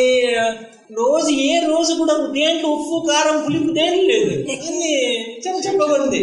ఎప్పుడు ఈ తీపులు తిన్నది ఏమి లేదు. కొద్దిగా ఏదో మంచిగా చేపకు ఏదో నూనెలో ఫ్రై చేసి కొద్దిగా చింతపండు జ్యూసో, కొద్దిగా చిల్లీ పౌడర్, ఉప్పు అంత వేసి మంచిగా రవ్వ అంత వేసి పట్టుకుని వస్తే కృష్ణ బలరాముడు జగన్నాథ బలదేవ్ మంచిగా తినేస్తారేమో, రోజు చపాతీని వాళ్ళు కూడా బోరు కొట్టుంటుంది, ఇది పెడితే బాగుంటుంది. ఆమె ఏం చేసింది, పట్టుకొని వచ్చేసింది. పట్టుకొని వస్తే అది కంపు చేపలు కదా. అది చేపల మార్కెట్ ఉండే వాళ్ళకి అర్థం కాదు, అది వెజిటేరియన్ మార్కెట్ ఉండే వాళ్ళకి అయితే చేపల మార్కెట్ దాటంగానే ముక్కు మూస్తారు. ఆ స్మెల్ కంపు తెలుస్తుంది. అది మళ్ళీ రోజు చేప తినే వాళ్ళకి అది ఏం అర్థం కూడా కాదు, అది కంపు అనిపించదు, మంచి శాండల్వుడ్ లాగా అనిపిస్తాయి వాళ్ళకి. ఈమె మంచిగా ప్యాక్ చేసుకుని టిఫిన్ బాక్స్ అంత వేసేసి మూత పెట్టేసి జగన్నాథ్ టెంపుల్ పట్టుకొని వస్తుంది. సెక్యూరిటీ ఒకే కంపు, ముక్కు మూస్తున్నాడు, చూస్తున్నాడు ఎక్కడ వచ్చేస్తుంది, చేపల ఫ్రై కంపు వస్తుంది అన్ని చెక్ చేస్తున్నాడు అని. ఈమె ఏదో ఇక్కడ పట్టుకోండి, ఇక్కడ దాచుకుంటుంది, రకరకాల మారుస్తుంది ఆ టిఫిన్ బాక్స్ అని. ఇంకో కోపం వచ్చేసింది అని పట్టి లాగేసింది. లాగేస్తే అది పనస్పండు కింద పడింది. కింద పడితే భగవంతుడు ఆయనకి ఆయన తిన్నాడు కదా పాప, మళ్ళీ ఈమెను కొట్టు ఏదో ప్రేమలు తెచ్చిన మళ్ళీ ఈమె నా కోసం దెబ్బలు తిండేది ఎందుకని చెప్పేసి దాన్ని ఆ పనస్పండు లోపల పనస్పండు తొలలాగా కింద పడేసినాడు. ఆమె తెలిసింది, ఆమె తీసుకుని వచ్చింది, ఆమె చేప కదా, ఆమె గుర్తుంది ఇది చేప తెచ్చినానని చెప్పేసి. కానీ సెక్యూరిటీ అనుకున్నాడు, అయ్యో ఇది మేము పనస్పండు ఈ రకాల స్మెల్ వస్తుంది.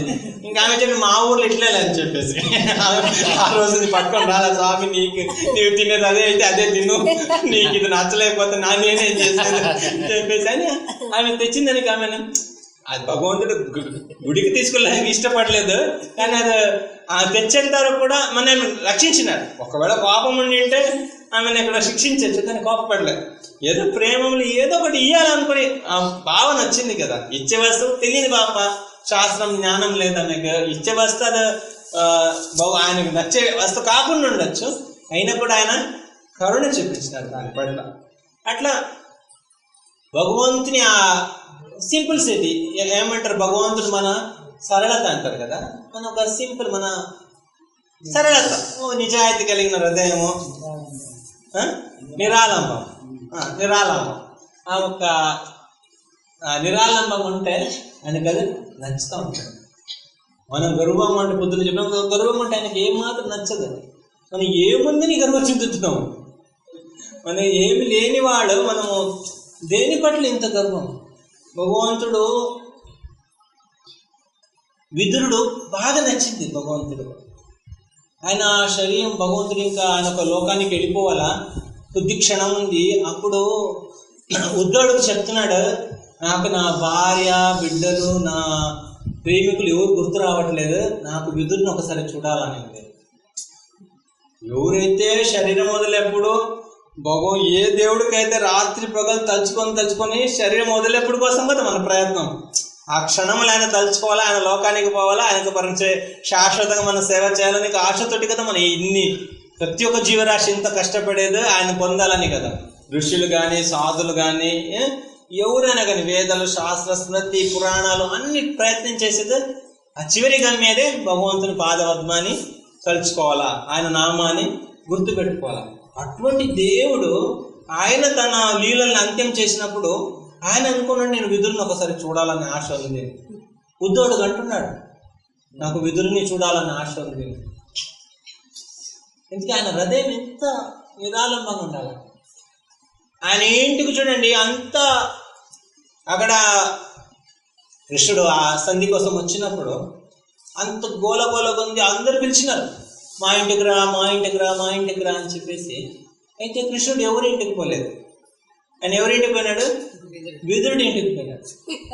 విదురుడి ఇంటికి పోయినాడంటే అక్కడ ఏం కారణం ఏమి? అందరూ భీష్మ, కృప, ద్రోణ వీళ్ళంతా ఏమన్నారు? ఇది మా ఇంటి రా, మా ఇంటి రా, మా ఇంటికి రా అని చెప్పినారు. అయితే విదురుడు అన్నాడు, డోర్ కాడ నిలబెట్టేసి, కృష్ణ ఇది మీ ఇల్లు రా అంటాడు. వాళ్ళ మాటకి నా మాటకి అక్కడ తేడా ఉంది. వాళ్ళంతా మా ఇల్లు రా, మా ఇల్లు రా, మా ఇంటికి రా, మా ఇంటికి రా అని పిలిచినారు. విదురుడు బయట నిలబడి ఆయన అన్నాడు, కృష్ణ ఇది నీదబ్బా, నీ ఇంటికి రా అని చెప్పేసి. ఆయన అన్నాడు, అయ్యో మాకు ఇక్కడ ఒక ఇల్లు కట్టలేదే నేను, హస్తినాపురంలో నేను ఇంకా ల్యాండ్ కొనలేదు, ఇక్కడ ఇల్లు కట్టలేదని. ఆయన అన్నాడు, డబ్బులు ఉండే వాళ్ళకి అర్థం కాదు, అక్కడక్కడ డబ్బులు ఉన్నప్పుడు అంతా అక్కడక్కడ తీసుకొని పెట్టి ఉంటారు, వాళ్ళకి కొంచెం గుర్తుండదు ఎక్కడెక్కడ ల్యాండ్ ఉంది, ఎక్కడెక్కడ ఇల్లు కట్టి పెట్టినామని చెప్పేసి. అట్లే నీవు ఇక్కడ కూడా ఇల్లు కట్టి పెట్టినావు, వచ్చిపో ఒకసారి అంటే అప్పుడు కృష్ణుడు లోపలికి వస్తాడు. లాస్ట్ కాదు ఉద్ధవుడికి చెప్పేసి భగవంతుడు అంటే ఆయన ఒక లోకానికి వెళ్తాడు. లోకానికి వెళ్ళేసి తర్వాత ఇక్కడ ఉద్ధవుడు అట్లే ఆయన కూడా బద్రీనాథ్ పోమని చెప్పినాడు. బద్రీనాథ్ పోమని, బద్రీనాథ్లో ఆయన సేవ చేయమని చెప్పినాడు కృష్ణుడు. ఇక్కడ విదురుడు ఈయన ఇంట్లో ఉన్నాడు, ధృతరాష్ట్రునికి ఇంట్లో ఉన్నప్పుడు ఆ ధృతరాష్ట్ర ఇంటి నుంచి ఒకసారి ఆయన ధృతరాష్ట్రుడు అంటున్నాడు, ఎందుకు నా కొడుకులు ఏం చేసినా వాళ్ళ మార్చుకోవట్లేదు, వాళ్ళ కృష్ణునే బంధించేసినారు, కృష్ణుని కట్టాలనుకున్నారు. ఆ సింహాసనంలో కూర్చోబెట్టేసి కృష్ణుని కట్టేసి ఆ సింహాసనంలో కూర్చున్నప్పుడు ఆ సింహాసనం కింద పడిపోయే విధంగా చేసి కింద 4 రాక్షసులను పెట్టేసి కృష్ణుడు కింద పడిన వెంటనే కృష్ణుడు చంపాలని ప్లాన్ చేసినారు. కానీ కృష్ణుడు అట్లే పడేసి ఫస్ట్ ఆ 4 చంపేసి అట్లే పైకి వచ్చేసి కూర్చొనేసినారు, మళ్ళీ ఆరాంగా కూర్చొనేసినారు. అట్లా ఈ విషయము ధృతరాష్ట్రుడు ఈయనకి చెప్తున్నాడు, సంజయ్కి చెప్తున్నాడు, చూడు ఇట్లా చేస్తున్నాడు, విదురుడికి చెప్తున్నాడు. విదురుడికి చెప్తే విదురు అంటాడు, కృష్ణునే బంధించాలని ఆ పాపింది కదా, ఆ పాపిని ఇంట్లో పెట్టుకోకూడదు. ఇదేమి యశోదమాయ బంధించినట్లు కాదు, యశోదమాయతో ప్రేమంతో బంధించింది, ఇది కృష్ణుడు చంపాలని బంధించేది. 2 యాక్టివిటీస్ ఒకేలాగా ఉంటుంది, కానీ అది భగవంతుడి పట్ల ఉండే శత్రుత్వం, కోపం, ఇది భగవంతుడి పట్ల ఉండే ప్రేమ. యశోదమాత బంధించింది, ఇంకా బలరాముడికి కోపం వచ్చేసింది, అయ్యో యశోదమాత బంధించింది అన్నది. ఆయనకు బలరాం అక్కడ పక్కన లేదంట, కొద్ది దూరంలో ఉన్నాడంట. అక్కడ దూరంలో అంటున్నాడంటే వాళ్ళ ఎవరు బంధించని తెలియట్లేదు. కృష్ణుడు అక్కడ ఒక ఏమంటారు రోలు కట్టేసినారని ఒక మాట వినపడింది బలరాముడికి. అది ఎవరే కానీ వాడు ఇంకా రేపు పొద్దున సూర్యోదయం చూడ్డు, వాడికి మిని పెళ్లి అయింట అంతే, రేపు వాళ్ళ భార్య విధవ అయ్యేది గ్యారంటీ. వాడికి మిని తల్లిదండ్రులు ఉంటే రేపు వాళ్ళ సంతతి నాశనం అవడు గ్యారంటీ. అది ఈతో పెద్దగా మాట్లాడుకుంటూ వచ్చినాడు. వచ్చి చూస్తే కృష్ణుడు పట్టుకున్నాడు, అన్నాడు, ఎవరు నన్ను కట్టినాడు? నేను అమ్మ కట్టేసింది అన్నాడు. అమ్మ కట్టేసిందా? ఇంకేం చేయలేకపోయినాడు, ఇంకేం చేయగలరు, అమ్మ కట్టేసింది. ఇంకా అప్పుడు కూడా మాటలు మారుస్తున్నాడు. అమ్మ కట్టిందని చెప్పకుండా, ఒక్కసారి చెప్పకుండా ఇంకా పోయి పట్టుకునేసి, అమ్మ నీకు తెలియదు ఈయన ఎవరు తెలుసా? సాక్షాత్ దేవాది దేవుడు భగవంతుడు ఈయన నీవు కట్టేసినావా? మహాపాపం ఉంది. అవునా, ఆయన భగవంతుడు, మరి నీవు? నేనా? సాక్షాత్ ఆదిశేషుడు, కింద ఆయన ఎప్పుడు ఆయన తోటి ఉంటాను, ఆయన ఎక్కడ పోయినా నేను ఆయన తోటి ఉంటాను. ఓహో నీవు ఆదిశేషుడు అని ఈ లోపల నుంచి ఒక పెద్ద కర్ర పట్టుకొని వచ్చేసి వీడు పరిగెత్తుకొని పోయినాడు. ఏం వేరే పని లేదు వీళ్ళకి, అన్ని దేవతలంతా మా ఇంట్లో కొట్టేస్తున్నారు, వీళ్ళకి వేరే ఇల్లు దొరకలేదా? ఆయన ఏదో పొద్దున లేచి వెన్న దొంగతనం చేశారు చెప్పండి. ఆయన ఏదో దేవాది దేవుడు, సాక్షాత్ భగవంతుడు అంటే ఈ సృష్టికి 14 లోకాలకు వీడు అధిపతి అంటే, వీడేమో వాడితో నిరంతరం వచ్చి ఆదిశేషుడు అంటే ఆయన కింద పడుకుంటాడంటే పని లేదు. ఇంత ఆడికేమో కొన్ని కాలు చిన్న పిల్లి చూస్తే భయపడి అమ్మ అమ్మ అని వెనకాల పరిగెత్తుకుని వస్తాడు. వీడేమో చిన్న కర్ర చూస్తే చాలు వీడు పరిగెత్తుకుని పోతాడు. వీడేమో దేవాది దేవుడికి ఎప్పుడు తమ్ముడు కొట్టాడంటే వాడేమో వీడికి అన్న అంటే కొత్త వాళ్ళు ఏంటంటే అది ఇద్దరు పరిగెత్తుకుని చాలాసేపు వరకు రాలే మళ్ళీ. అట్లా అదేమో ప్రేమలో బంధం. చూడండి, అంత పెద్ద దేవుడు ఎంత ప్రేమానికి ఎంత లొంగిపోయినాడు. ఎక్కడ నువ్వు అక్కడ ఏం మిడల్ లేదు. వాళ్ళేమన్నా ఆడుకున్నప్పుడు ఒకసారి కృష్ణుడు చిన్న పిల్లలు ఆడుకుంటారు కదా, ఇది దొంగ పోలీసు, అట్లా కృష్ణుడు వాళ్ళు గొప్ప వాళ్ళంతా ఆడుకుంటారు. ఓడిపోయిన వాళ్ళు మోసుకోవాలని చెప్పేసి గుర్రము అట్లా ఆడుకుంటారు. ఇటు ఓడిపోయిన వాళ్ళేమీ వీళ్ళు మోసుకోవాలి. అది ఒకసారి ఆడుకున్నప్పుడు వీళ్ళు కృష్ణుడు ఎప్పుడు ఓడిపోయేది తన భక్తుల కోసం. ఓడిపోయినప్పుడు ఒకసారి కృష్ణుడికి ఏదో బద్ధకం వచ్చేసింది. ఆడన్నారు పట్టుకొని లాగేసి ఇప్పుడు నీ మమ్మల్ని మోయాలని చెప్పి, నీ ఇప్పుడు గుర్రా మేము ఈ పైన కూర్చోవాలని. ఆయన నేను నందమహారాజు కొడుకు, నేను మిమ్మల్ని మోయిను, అతను కుదరదు, మేము గుర్ర పైన ఎక్కుతాం కానీ మేము గుర్ర అయిపోయి ఇంకొకళ్ళు ఎక్కించుకోమని. వాడిద్దరు టపటం రెండు కొట్టేసినారు. ఫస్ట్ చెప్పాలి కదా, నీకు బ్యాటింగ్ నా ఓన్లీ బ్యాటింగ్ మాత్రమే, బౌలింగ్ చేయమంటే ఎవరు ఒప్పుకుంటారు. బ్యాటింగ్ ఉండాలి, బౌలింగ్ ఉండాలి, రెండు ఒప్పుకోవాలి కదా. ఈయన గుర్రం అయితే ఒప్పుకోడంట, మళ్ళీ వేరే వాళ్ళ గుర్రం అయితే ఈయన ఎక్కి కూర్చుంటాడు. ఎవరు ఒప్పుకుంటారు? ఆడొక రెండు కొట్టేసి ఇంకా మాతో ఆడుకొని నీకు వచ్చేది అవుతుంది, సైడ్ కూర్చోంటే అట్లే ఏడ్చుకొని కూర్చొనేసినారు. ఆ ప్రేమ ఉన్నప్పుడు ఆయన కొట్టినా తిట్టినా ఏం చేసినా అది నడిస్తే అక్కడ ఏమైనా ఆయన నన్ను కొట్టినారు, నేను అట్లాంటి వాడు ఇట్లాంటి వాడు ఏమనుకుంటాడు? ఏం లేదు. ఏమంటే నాకు ఒప్పుకుంటాడు. ఎందుకంటే ఆ భక్తుల ఒక హృదయంలో ప్రేమ ఉంది. వాళ్ళ ప్రేమానికి భగవంతుడు వశమైనాడు. ఇక్కడ ఈయన పాపి దుశ్శాసుడు కట్టి చంపాలనుకున్నాడు. కృష్ణుడేమో దొరికినాడా? ఏం లే, కిందకు పోయి ఆ నలుగురు చంపేసి మళ్ళీ పైకి వచ్చేసి ఆరాంగా వచ్చేసేస్తాడు. అట్లా ఈయన విదురుడైతే ఈ మాట విన్నప్పుడు ఆయన అంటాడు, ఈ జగత్ మంచి కోసం ఈ ఒక్కడిని బయట పంపిస్తే కూడా తప్పేం లేదు. ఎందుకంటే ఇటువంటి దుష్టుడిని కృష్ణునే కట్టాలా, కృష్ణుని కొట్టాలా అనుకునే వాడిని మన ఇంట్లో పెట్టుకుని ఏం ప్రయోజనం ఉంది, ఇటు పంపించేసేయమంటారు. అప్పుడు విదురుడు ఏం చేస్తాడు, నీవేం పంపించాడు. ఈయన వింటాడు. సారీ, దుర్యోధనుడు ఈయన చెప్పింది వింటాడు. ధృతరాష్ట్రుడికి విదురుడు ఈ మాట చెప్పినప్పుడు విన్నాడు. దుర్యోధనుడు విన్నాడు. ఎవరు అక్కడ ఫస్ట్ విదురుడిని తీసి బయట పంపించాడు అంటారు. నీవేం పంపించదని ఆయనే వాళ్ళ ఇంట్లో ఒక అస్త్రం ఉండింది విదురుడి దగ్గర. ఆ అస్త్రం ఎంత పవర్ఫుల్ అంటే, ఒకవేళ దుర్యోధన అన్నం తింటున్నాను కదా, ఎక్కడైనా దుర్యోధనకి కష్టం వస్తే ఆయన కాపాడాలని పెట్టుకున్నాడు. కానీ ఎటువంటి కృష్ణుడికి ఎప్పుడైనా విరోధం పెట్టుకున్నాడు, ఇంక వీడితో నాకు సంబంధం లేదని ఆ అస్త్రాన్ని అక్కడే పగలు కొట్టేసి అక్కడి నుంచి బయలుదేరి తీర్థయాత్రకని వస్తాడు. తీర్థయాత్రకని వచ్చినప్పుడు అప్పుడు ఉద్ధవుని కలుస్తాడు. ఉద్ధవుని కలిసి అప్పుడు అడుగుతాడు, ఎక్కడున్నారు కృష్ణ బలరాము, ఎక్కడున్నారు, ఏం చేస్తున్నారు అంతా అడుగుతుంటే వాళ్ళంటే కృష్ణ బలరాము ఇక్కడ నుంచి వెళ్ళిపోయినారు, ఈ లోకం నుంచి వెళ్ళిపోయినారు, కానీ వాళ్ళు చివరి టైంకు నిన్ను అడిగినారు అని చెప్పేసి ఆయనకి ఎంత అహంకారం చెందినారు. ఒకవేళ ఆయన మంచి భక్తుడు కాబట్టి ఆయనకి ఏం కాలేదు, బాధపడినాడు. కానీ అయ్యో నేను భగవంతుడు లాస్ట్ ఆ సమయంలో చూడలేకపోయినానని చెప్పేసి.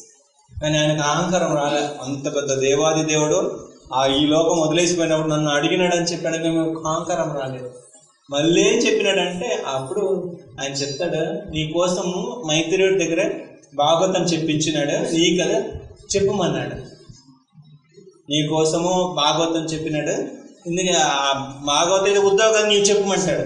అయితే నేను చెప్పను, నన్నేమో బద్రికి పోమన్నాడు, నీకైతే భాగవతము మైత్రేయుడి దగ్గర చెప్పమని చెప్పినాడు అని చెప్పేసి ఆయన మైత్రేయుడి దగ్గర చెప్పిన భాగవతంని ఆ మైత్రేయుడు మైత్రేయుడు ఈయన వెతుక్కొని వస్తాడు. మళ్ళీ ఈయనేమో ఉద్ధవుడు బద్రీనాథ్కి వెళ్తాడు, మైత్రేయుడు అట్లే వెతుకొని వచ్చేస్తాడు.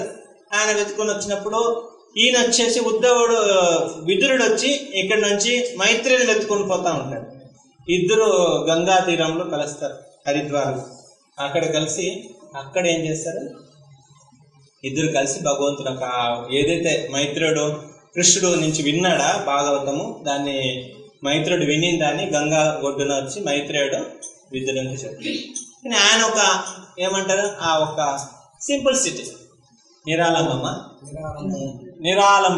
నిరాలంబనము భగవంతుడు చూసి మెచ్చుకున్నాడు. ఏమాత్రం అహంకారం లేదు. భగవంతుడికి వాళ్ళు నచ్చుతాయి. ఒక ఆమె జగన్నాథ్కి జగన్నాథ్ రోజు ఇన్ని రకాల స్వీట్ తింటాడు కదా, అది ఇదని తింటా ఉంటాడు. అరే ఇంత తింటే ఆ కడుపు ఏమైపోవాలి, రోజుకి ఏదో ప్రేమ పిల్లల్లాగా. జగన్నాథ బలదేవ సుభద్రమే అంటే తన పిల్లల్లాగా. ఇంత తింటే కడుపు చెడిపోతే అని చెప్పి అలా రోజు వేప ముద్దలు చేసి ఒక లడ్డు లాగా చేసి తీసుకుని వచ్చారు నందిమాత అని చెప్పేసి. ఆ నందిమాత రోజు లడ్డు తీసుకుని వస్తుంది, వేప ముద్ద లడ్డు తీసుకుని వచ్చేసి జగన్నాథ్ గరుడ మంటపం ఉంటాయి కదా, ఆ గరుడ మంటపం కూడా ఆ వేప ముద్ద టేబుల్ కట్టుకుని వస్తాయి, తీసుకుని జగన్నాథ్ చూపిస్తాయి. జగన్నాథ బలదేవ్ తిను లేకుండా కడుపులు పాములు వస్తాయి, పెద్ద పెద్ద పురుగులు వస్తాయి, కడుపు నుంచి బయటకు వస్తాయి, మళ్ళీ నీ తినాలంటే రోజు జగన్నాథ్ బాబు ఏదో నిజంగా ఇది తినలేకపోతే నా కడుపు లేదు పెద్ద పాములు వస్తాయి అని చెప్పి రోజు 2 ముద్దలు తినేది ఆ వేప లడ్డుని. చేదుకుంటాయి, మళ్ళీ ఏం చేస్తుంది, తిని ఒక నీరు తాగేస్తాడు రోజు. ఎందుకంటే ఈమె ప్రేమలు ఇస్తా ఉంది, మా పట్ల నిజంగా ప్రేమ కలిగింది భగవంతుడికి అర్థమవుతుంది. అట్లాది తిని ఒకరేదో సెక్యూరిటీ చేసినాడు, ఇదేమిది ఈమె రోజు ఏదో పొట్టం తీస్తా ఉంది, ఇట్లా అంటుంది, అదేదో మాయమవుతుంది, ఏదో గుడి లోపల ఈమె ఏదో చేస్తా ఉంది అని చెప్పి పట్టి బయటికి తరిమేసినాడు. తరిమేసి ఆమె ఇంటికి పోయి ఏడ్చింది, మీ కడుపు లోపల పాములు వచ్చాయి, అప్పుడు వస్తారు కదా, అప్పుడు మేము చూసుకుంటాం మిమ్మల్ని, రేపు నుంచి మీ గుడికే రాను, మీ మనుషులు కదా వాళ్ళు సెక్యూరిటీలో, మీరు చెప్పాలా కదా, అప్పుడు నన్ను కొట్టి బయటకు పంపించినారు, నేనే మీకేమో మందులు రోజు తెస్తా ఉన్నాను, నన్ను కొట్టి పంపించినారంటే నైట్ మళ్ళీ జగన్నాథ బలదేవ్ వాళ్ళ ఇంటికి వస్తారు. వాళ్ళ ఇంటికి వచ్చేసి జగన్నాథ బలదేవ్ సుభద్రమయ్య వచ్చేసి, అమ్మ మాకు ఆ వేప ముద్ద కావాలా, వేప లడ్డు కావాలా, కడుపులు పురుగులు అరుస్తున్నాయి, కడుపులు పురుగులు తిరుగుతున్నాయి, నాకు పెద్ద పెద్ద పాములు అవి బయటకు వస్తాయి, మాకు భయం వస్తూ ఉంది, మాకు మేమేంటో నేను తీసుకొని రాను, మీరు పోండి నేను తీసుకొని రాను. మళ్ళీ భయపడిపోయి ఇంకేదో ఆ వేప ముద్దలు తీసుకొని రారేమో అని చెప్పేసి రాజుకు పోయి చెప్పేసి, చూడు మా కడుపుంత నొప్పి కొంది స్వీట్ తినేసి మాకు ఆ వేప ముద్ద లడ్డు కావాలా, ఆ నంది మాత రోజు తీసుకొని వస్తుంది, నేను ఏదో సెక్యూరిటీ వాళ్ళు కొట్టినారు, రేపు ఆమె రాగానే ఆమె పల్లకిలు కూర్చోబెట్టేసి తీసుకొని రావాలి గుడి లోపలికని, నీ పోయి అక్కడ నిలబడాలా, సింహద్వారం కాడ పోయి నిలబడితే వాళ్ళిద్దరూ ఆమె నందిమాత వస్తుంది, 2 వేప ముద్ద లడ్డులు పట్టుకొని వస్తాయి, లడ్డులు పట్టుకొని వచ్చేసి ఆమె ఇట్లెట్లు తెల్ల సారీ కట్టుకుని ఉంటుంది, గుండు కట్టుకుని ఉంటుంది, ఇట్లా గుడ్డ వేసుకొని ఉంటుంది. ఆమె రాగానే ఆమె ఆ పాదాలకు దండం పెట్టి నీ కిరీటం కొద్దిసేపు ఆమె తలపైన ఉంచేసి పల్లకిలు కూర్చోబెట్టి లోపల తీసుకొని రావాలని జగన్నాథ బలదేవ్ ఇద్దరు చెప్పినారు. ఇద్దరు చెప్తే ఈమె ఆయన రాజు ఒప్పుకున్నాడు. మర్చి రోజు బాబా రాజు వెయిట్ చేస్తున్నాడు, రాజు వెయిట్ చేసి ఈమె వచ్చింది మళ్ళీ లడ్లు పట్టుకొని, వేప ముద్ద లడ్డు ఆ పాపను బాగా గ్రైండ్ చేసి చేతుకుంటే అదొక స్మెల్ వేరే ఉంటాయి, పట్టుకొని తీసుకుని వస్తా ఉంది. తీసుకుని వస్తే రాజు అడిగినాడు గజపతి మహారాజు, అమ్మ నీవే నా నంది మాత అని. నేనని. ఇంకా ఆమె కొంత కోర్స్ కూడా పెరిగింది. అట్లా ఆ సెక్యూరిటీ కొట్టిన వాళ్ళు ఒకసారి చూసి నీతో రాజు రెస్పెక్ట్ ఇస్తున్నాడు, వాళ్ళు కూడా దండం పెడుతున్నారు. సరే రాజు కిరీటం తీసి ఆమెకు పెట్టినాడు, పాదాలకు దండం పెట్టేసి అమ్మ ఈ పల్లకులు కూర్చోమ్మా, పల్లకులు కూర్చోబెట్టేసినారు. పల్లకులు కూర్చోబెట్టేసి జగన్నాథ్ దగ్గరికి తీసుకుని వచ్చినారు. నీది ఏదో ఇస్తావంటే ఆయనకి ఇచ్చేమ్మా అని. మళ్ళీ ఆమె మంచి పద్ధతిగా కింద భోజనం వేసింది, 2 అరటాకు ఓపెన్ చేసి ఇంత పెద్ద లడ్డు వేప లడ్డు దాన్ని గరుడ మంటపం జగన్నాథ్కి చూపిస్తే తక్కువ జగన్నాథ్ తీసుకుని వేసినాడు. ఒక లడ్డు బలదేవ్ తీసుకున్నాడు, తిన్నారు. ఆ రోజు నుంచి రోజు ఆమెకు భగవంతుడికి ఈ వేప లడ్డు ఇప్పించే పని రోజు. అంటే ఒక నిరాలంబనం, దాన్ని చూసి భగవంతుడు ఆనందపడతారు. అన్నది మనకుండే ప్రౌఢు, మనకున్న గొప్పతనాలు, మనకుండే పేర్లు, పదవిలు, ఇదంతా భగవంతుడు పనికి రానే రాదు. ఏదో మన గత జన్మలు చేసిన పుణ్యం వల్ల కొంతమంది అట్లా ఉండొచ్చు, కానీ భక్తికి ఇదంతా అనుకూలమైన వస్తువు కాదు. మనం ఇట్లాంటి మన సంభ్రమాలు చూసి భగవంతుడేమే పడిపోయేవాడు కాదు. అది భౌతిక వ్యక్తులను ఆకర్షణ చేయొచ్చు, కానీ భగవంతుడు కావలసిన విషయం అక్కడ ఏమి ఉండదు. వాళ్ళ దగ్గర నుంచి భగవంతుడు కావాలనుకుని కోరుకునే విషయాలు ఏముండదు. ఆయన ఎంత సరళత, ఆయన ఎంత భక్తి నా పైన కలిగి ఉంటాడు అది చూస్తాడు. ఒకసారి వెస్ట్ బెంగాల్లో ఒక మంచి డివోటీ ఉంటాడు. ఆయన జగన్నాథ మహాభక్తుడు, రఘు అరక్షిత్ అనే పేరు ఆయన రఘు మహాపాత్ర అనే పేరు ఆయనకు. మహాపాత్ర అని కలకత్తాలో, బెంగాలీ సైడ్, మళ్ళీ ఒరిస్సాలంతా పేర్లు వస్తాయి. బాగా డబ్బులు ఉండేవాడు ఎక్కువ మహాపాత్రలు. ఆ రఘు మహాపాత్ర లాస్ట్గా రఘు అరక్షిత్ అయిపోతాడు. ఆయన ఫాదర్ మహా దాన ధర్మాలు చేసేవాడు, బాగా డబ్బులు ఉండేవాడు, జమీందారులు. అంటే అదే ఊర్లో వేరొక ఆయన ఉంటాడు, అశోక్ మహాపాత్ర అని. వాళ్ళకు ఒక కూతురు ఉంటుంది, ఆమె అన్నపూర్ణ అని ఆమె పేరు. అయితే ఆమె కూడా అన్నపూర్ణ చాలా అందం. ఈ రాజు ఈయన అశోక్ మహాపాత్ర ఏం చేస్తాడు, ఆ కూతుర్ని రఘు అరక్షిత అనే ఒక డివోటీకి పెళ్లి చేసేస్తాడు. రఘు అరక్షితతోటి పెళ్లి అయిపోతుంది. ఆ టైంలో రఘు అరక్షిత కూడా బాగా డబ్బులు ఉండేవాడు. ఈ దాన ధర్మాల వల్ల వాళ్ళ ఫాదర్ బాగా దాన ధర్మాలు చేసి లాస్ట్గా వాళ్ళకు రోగం వేరే వస్తుంది, మొత్తం సంపద అంతా ఖాళీ అయిపోతే ఏముండదు. రోగులు వచ్చినప్పుడు ఆ దానికి మందులు నయం చేయడానికి మందులకు డబ్బులు లేకుండా లాస్ట్ వాళ్ళ రఘు మహాపాత్ర తండ్రి చనిపోతాడు. ఇంకా ఆ బాధతోటి తల్లి కూడా చనిపోతుంది. రఘు మహాపాత్ర ఆయన చిన్నప్పటి నుంచి జగన్నాథుడు మహాభక్తుడు. కలకత్తాలో ఉంటాడు కానీ ఎప్పుడు జగన్నాథుని తలుచుకొని ఉంటాడు. జగన్నాథుడి పైన మంచి ప్రేమ కలిగి ఉంటాడు. రాత్రి పగలు జగన్నాథుని తలుచుకొని ఉంటాడు. ఇక్కడ ఏమైంది, ఈ అన్నపూర్ణని అశోక్ మహాపాత్ర, ఈ అన్నపూర్ణద తండ్రి, ఆయనకు ఈ అశోక్ మహాపాత్ర ఆ డబ్బుల మనిషి. ఆయన మైండ్ అంతా డబ్బు డబ్బు డబ్బు అని తిరుగుతూ ఉంటుంది ఎప్పుడు కూడా. ఇంకా ఈ బికారితోటి ఎందుకు ఆమె ఉంచేదని చెప్పేసి తన కూతురు అన్నపూర్ణని తీసుకుని మళ్ళీ ఇంటికి తీసుకుని పోతాడు. ఇంటికి తీసుకుని పోయేసి ఆమెను వేరే ఇంకొక డబ్బులు ఉండే మనిషికి పెళ్లి చేసి ఇవ్వాలని ఆయన ఒక కోరిక తండ్రితో. ఈ రఘు మహాపాత్ర ఏం చేస్తాడు, సరే భార్యని ఆయన వాళ్ళ తండ్రి తీసుకుని పోయినాడు వాళ్ళ ఇంటికి. ఇంక నాకేం పడింది అని చెప్పి ఆయన జగన్నాథపురికి వచ్చేస్తాడు. జగన్నాథపురికి వచ్చేసి రోజు జగన్నాథుని దర్శనం చేసుకోవడము, జగన్నాథుని కీర్తన చేయడం, భజన కీర్తనలు చేయడము, అక్కడ ఉండే భక్తులతోటి తిరగడము, అక్కడ జగన్నాథు లీలల గురించి ఎక్కడన్నా చెప్తా ఉంటే వినడము, ఇట్లా రోజు గడుపుతూ ఉంటాడు. అక్కడేదో మహాప్రసాదము అక్కడెక్కడేదో దొరికితే తినడము. అంత పెద్ద ధనవంతుడు కానీ అన్ని వదిలేసి అన్ని పోయిన తర్వాత ఇంకా భగవంతుని దర్శనం చేసుకుని అక్కడే ఉన్నాడు. అక్కడే నుండి అన్నపూర్ణతో వేరే ఒక డబ్బులు ఉండేవాడు తోటి పెళ్లి చేసి ఇవ్వాలని చెప్పి తండ్రి కోరిక.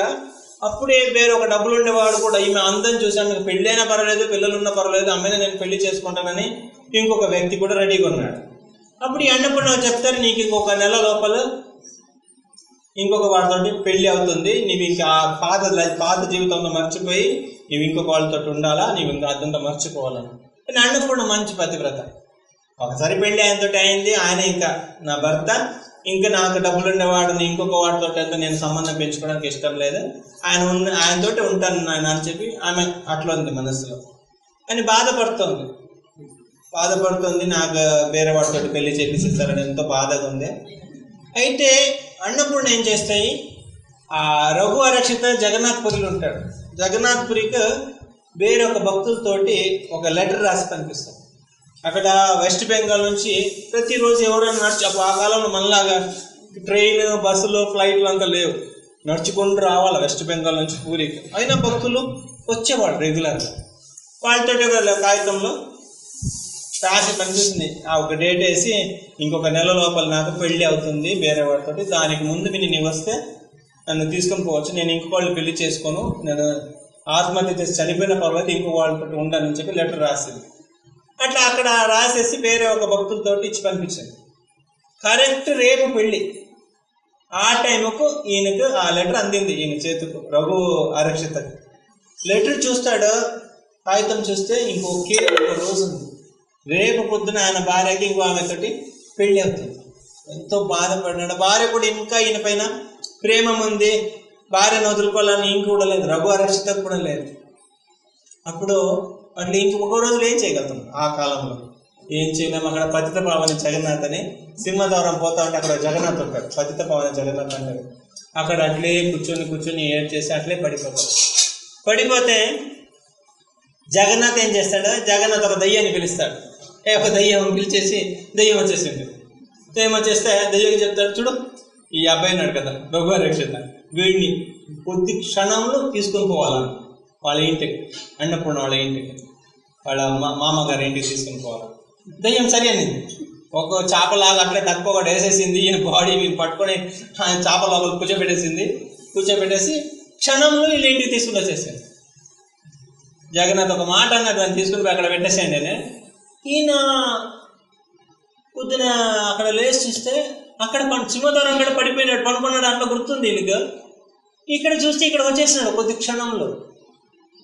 చూసి అడిగితే ఇక్కడ ఇది ఎవరు ఇల్లు, ఎక్కడ ఉన్నాను నేనంటే వాళ్ళంటే నువ్వు ఇది అశోక్ మహాపాత్ర వాళ్ళ జమీన్ ఇది, ఇక్కడ ఉన్నావని. అయ్యో భార్య ఇంటికాడ వచ్చినాను, ఎట్లా వచ్చినాను నా ఒక్కసారి స్టన్ అయిపోయినాడు. ఇది భగవంతుని ఒక జగన్నాథుని ఒక అనుగ్రహంలో వచ్చినాడు అని తెలుసుకున్నాడు. తర్వాత వాళ్ళు చూసినారు, ఈ అన్నపూర్ణ అన్న చూసి అరే బావగారు మళ్ళీ వచ్చినాడే, వెంట్రుకలంతా గడ్డమంతా పెంచుకొని పిచ్చోడ్లాగా ఉన్నాడు. వీడు రేపిట్లే కనిపిస్తే మళ్ళీ అన్నపూర్ణకి ఇంకో పెళ్లి చేసి నేను కుదరదు అని పబ్లిక్కి తెలియకుండా ఏదో ఒకటి తప్పించుకోవాలి మనం అని చెప్పేసి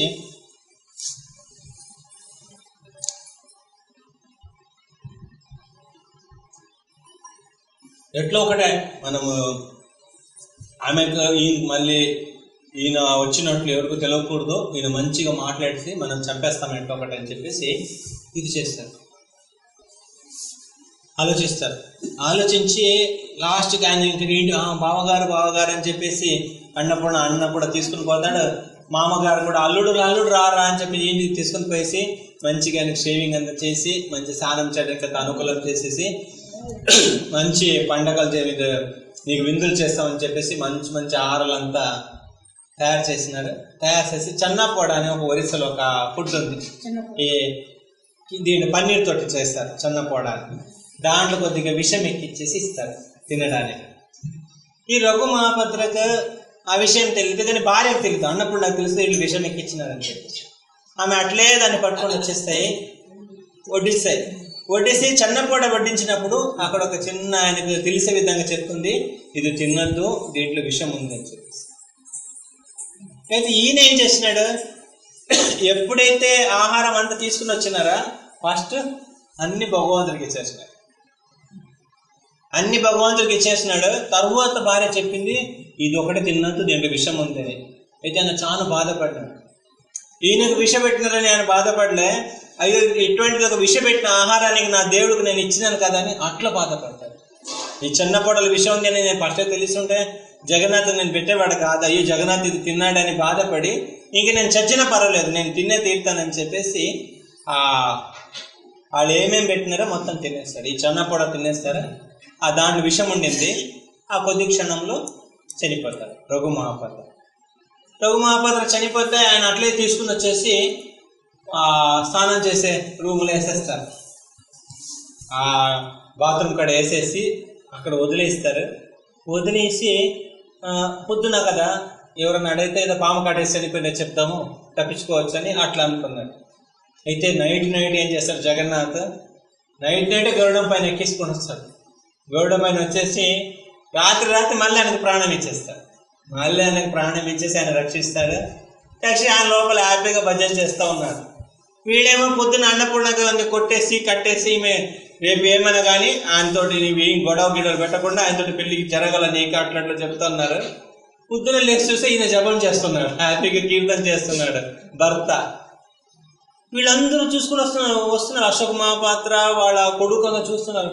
మీకు నిన్ను విషం కాటేసింది, పాము కాటేసిందండి, మీరు చావలేదైతే మీరు చనిపోయినారని మేము మిమ్మల్ని అక్కడ పెట్టినాము అట్లా అని చెప్తా ఉంటే ఆయన అన్నాడు, మీరు ఎక్కువ డ్రామాలు చేయొద్దు, నేను భగవంతుడు ఒక క్షణం మాత్రం నుంచి జగన్నాథ్పురి నుంచి మీ ఇంటికి తీసుకుని వచ్చినాడు. మీరు నాకు విషం ఇచ్చిన ఆహారం ఇచ్చినారు, నాకు అది తెలిసిపోయింది, కానీ నేను దేవుడికి నైవేద్యం పెట్టినానని నేను చెప్పి నేను తప్పు చేసిన, నేను తినాలని చెప్పి నేను తిన్నాను, చనిపోయినాను.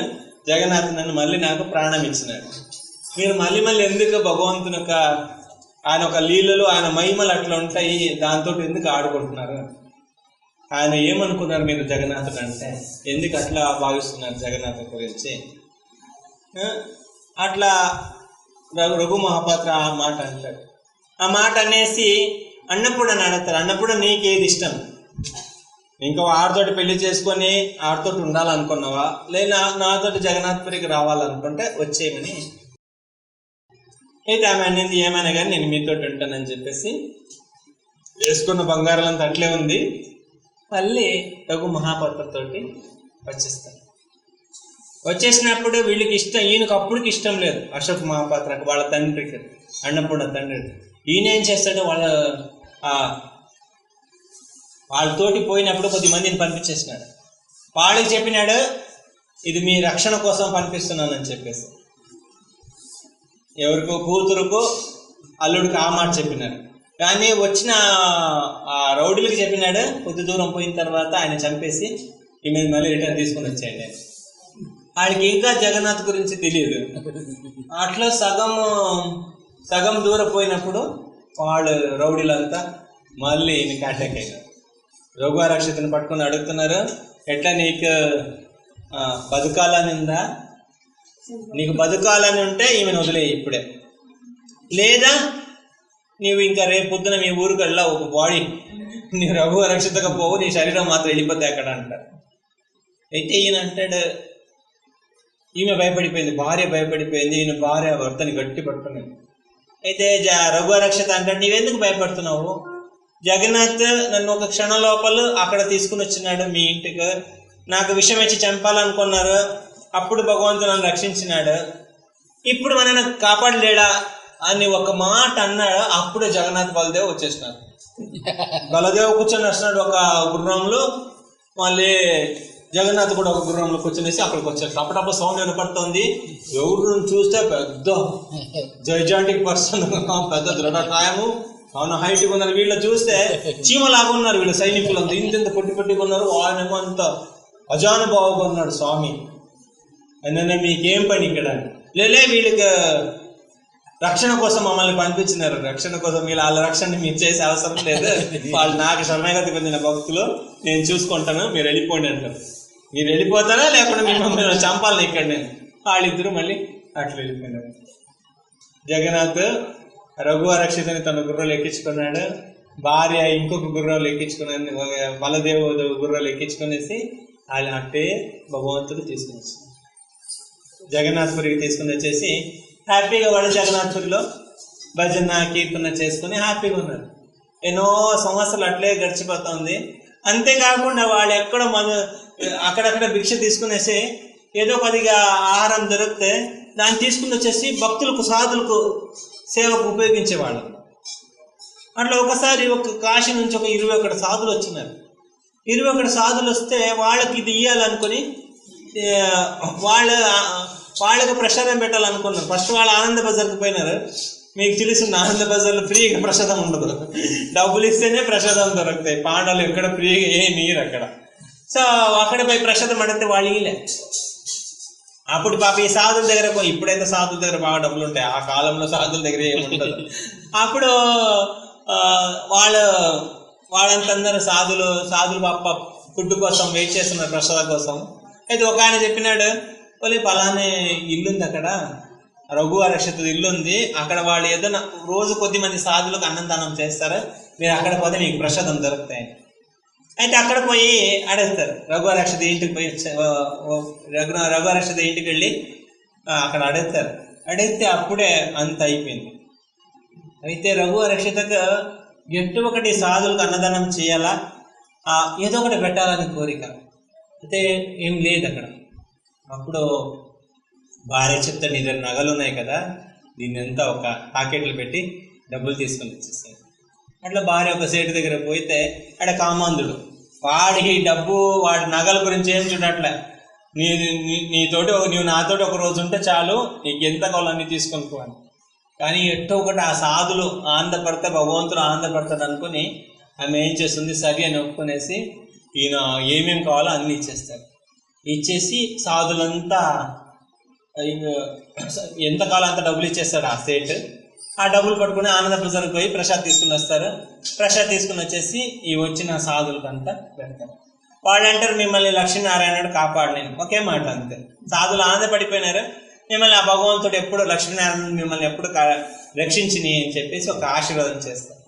ఆశీర్వాదం చేస్తే వాళ్ళు వెళ్ళిపోయిన తర్వాత ఈ సేట్ అన్నాడు కదా, ఈ బంగారం తీసుకోకుండా నేను డబ్బులు ఇచ్చినాడు, రాత్రి మీతో అనుభవించాలనుకున్నాడు. అట్లా వీళ్ళు ఇంటికి వస్తే భర్తకి ఈ మాట చెప్పింది అన్నప్పుడు మా మాట చెప్తే ఆయన రఘు మహాపాత్ర కూడా ఒప్పుకున్నాడు, సాధు సేవ కోసం ఏమైనా పర్వాలేదు అని చెప్పేసి. అయితే ఎప్పుడైతే వీళ్ళు అనుగ్రహం చేసినారో ఈ సాధులు, రాత్రి ఆ సేటు వీళ్ళ ఇంటికి వచ్చినప్పుడు అన్నపూర్ణేమో నారాయణ ఒక తొడపైన కూర్చునింది.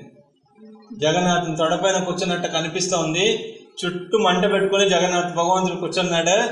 అక్కడేమో ఆ సేట్ లోపలికి రావాలనుకుంటే ఆయన ఒళ్ళంతా కాలిపోతా ఉంది. ఆయన బయట దండం పెడుతున్నాడు. దండం పెడతా ఉంటే భర్త చూస్తాడు, రఘువరక్షిత ఏమైంది, నీవు నా భార్యను కోరుకున్నావు కదా అంటే, లేదబ్బా ఆమె నా తల్లిలాగా, నేను తప్పు చేసినాను. సాక్షాత్ నారాయణుడు కూర్చున్నాడు, ఆమె తొడపైనేమో అన్నపూర్ణ కూర్చొనేసింది, చుట్టూ మంటలు ఉన్నాయి, లోపల నేను పోలేకపోతున్నాను, జగన్నాథ్ నన్ను కోపంతో చూస్తున్నాడు, నన్ను క్షమించమని చెప్పేసి చెప్తే ఆయన కూడా రఘువరక్షిత కూడా భగవంతుని తప్పైంది, నీవు భగవంతుని క్షమ కోరుకో, తప్పకుండా భగవంతుడు నేను రక్షిస్తాడు. భగవంతుడు మన తప్పుల్ని లెక్క పెట్టేవాడు కాదు, మన పైన ఎప్పుడు ఆయన దయ కలిగి ఉంటుంది. నీవేమే బాధపడద్దు, నీవు ఇంక ముందు ఎటువంటి తప్పులు చేయొద్దు, ఇప్పుడు నీవు శరణాగతి పొందానికి తప్పకుండా నన్ను రక్షిస్తాడు. అట్లా భగవంతుడు జగన్నాథ్ ఏ విధంగా ఒక సామాన్య భక్తుడిని ఎటువంటి ఒక కష్టం వచ్చినప్పుడు, వేరే రకాల కష్టాలు వచ్చినప్పుడు ఎట్లా రక్షించినాడు మనము చూడవచ్చు. భగవంతునికి అనుగ్రహంకు పాత్రలు అవడమే మన జీవితం ఒక గమ్యం, వేరే ఏది లేదు. మనం చనిపోయినప్పుడు సంపాదించుకుని పోయేది ఒకటే భగవంతుని ఒక అనుగ్రహం, అది మాత్రం మనతో వస్తుంది. మన జీవితం ఒక ఉద్దేశం కూడా ఆయన ఒక కరుణారసం, ఆ కరుణారసం తాగేసి మనం వెళ్ళాలా, ఆయన కరుణకు మనము ఈ పాత్రలు అయిపోవాలి. జీవితం ఒక గమ్యం, ఆయన మనము పొందాల వేరే ఆ పొందడానికి ఆ సులభమైన మార్గం ఏది? హరే కృష్ణ హరే కృష్ణ కృష్ణ కృష్ణ హరే హరే, హరే రామ రామ రామ హరే హరే. జగన్నాథ బలదేవ సుభద్ర మహారాణి की पंचतत्वा की गौनिताय की, श्रील प्रभुपाद की, श्रील गुरुदेव की जय। दाय गौर प्रेमानंद हरि।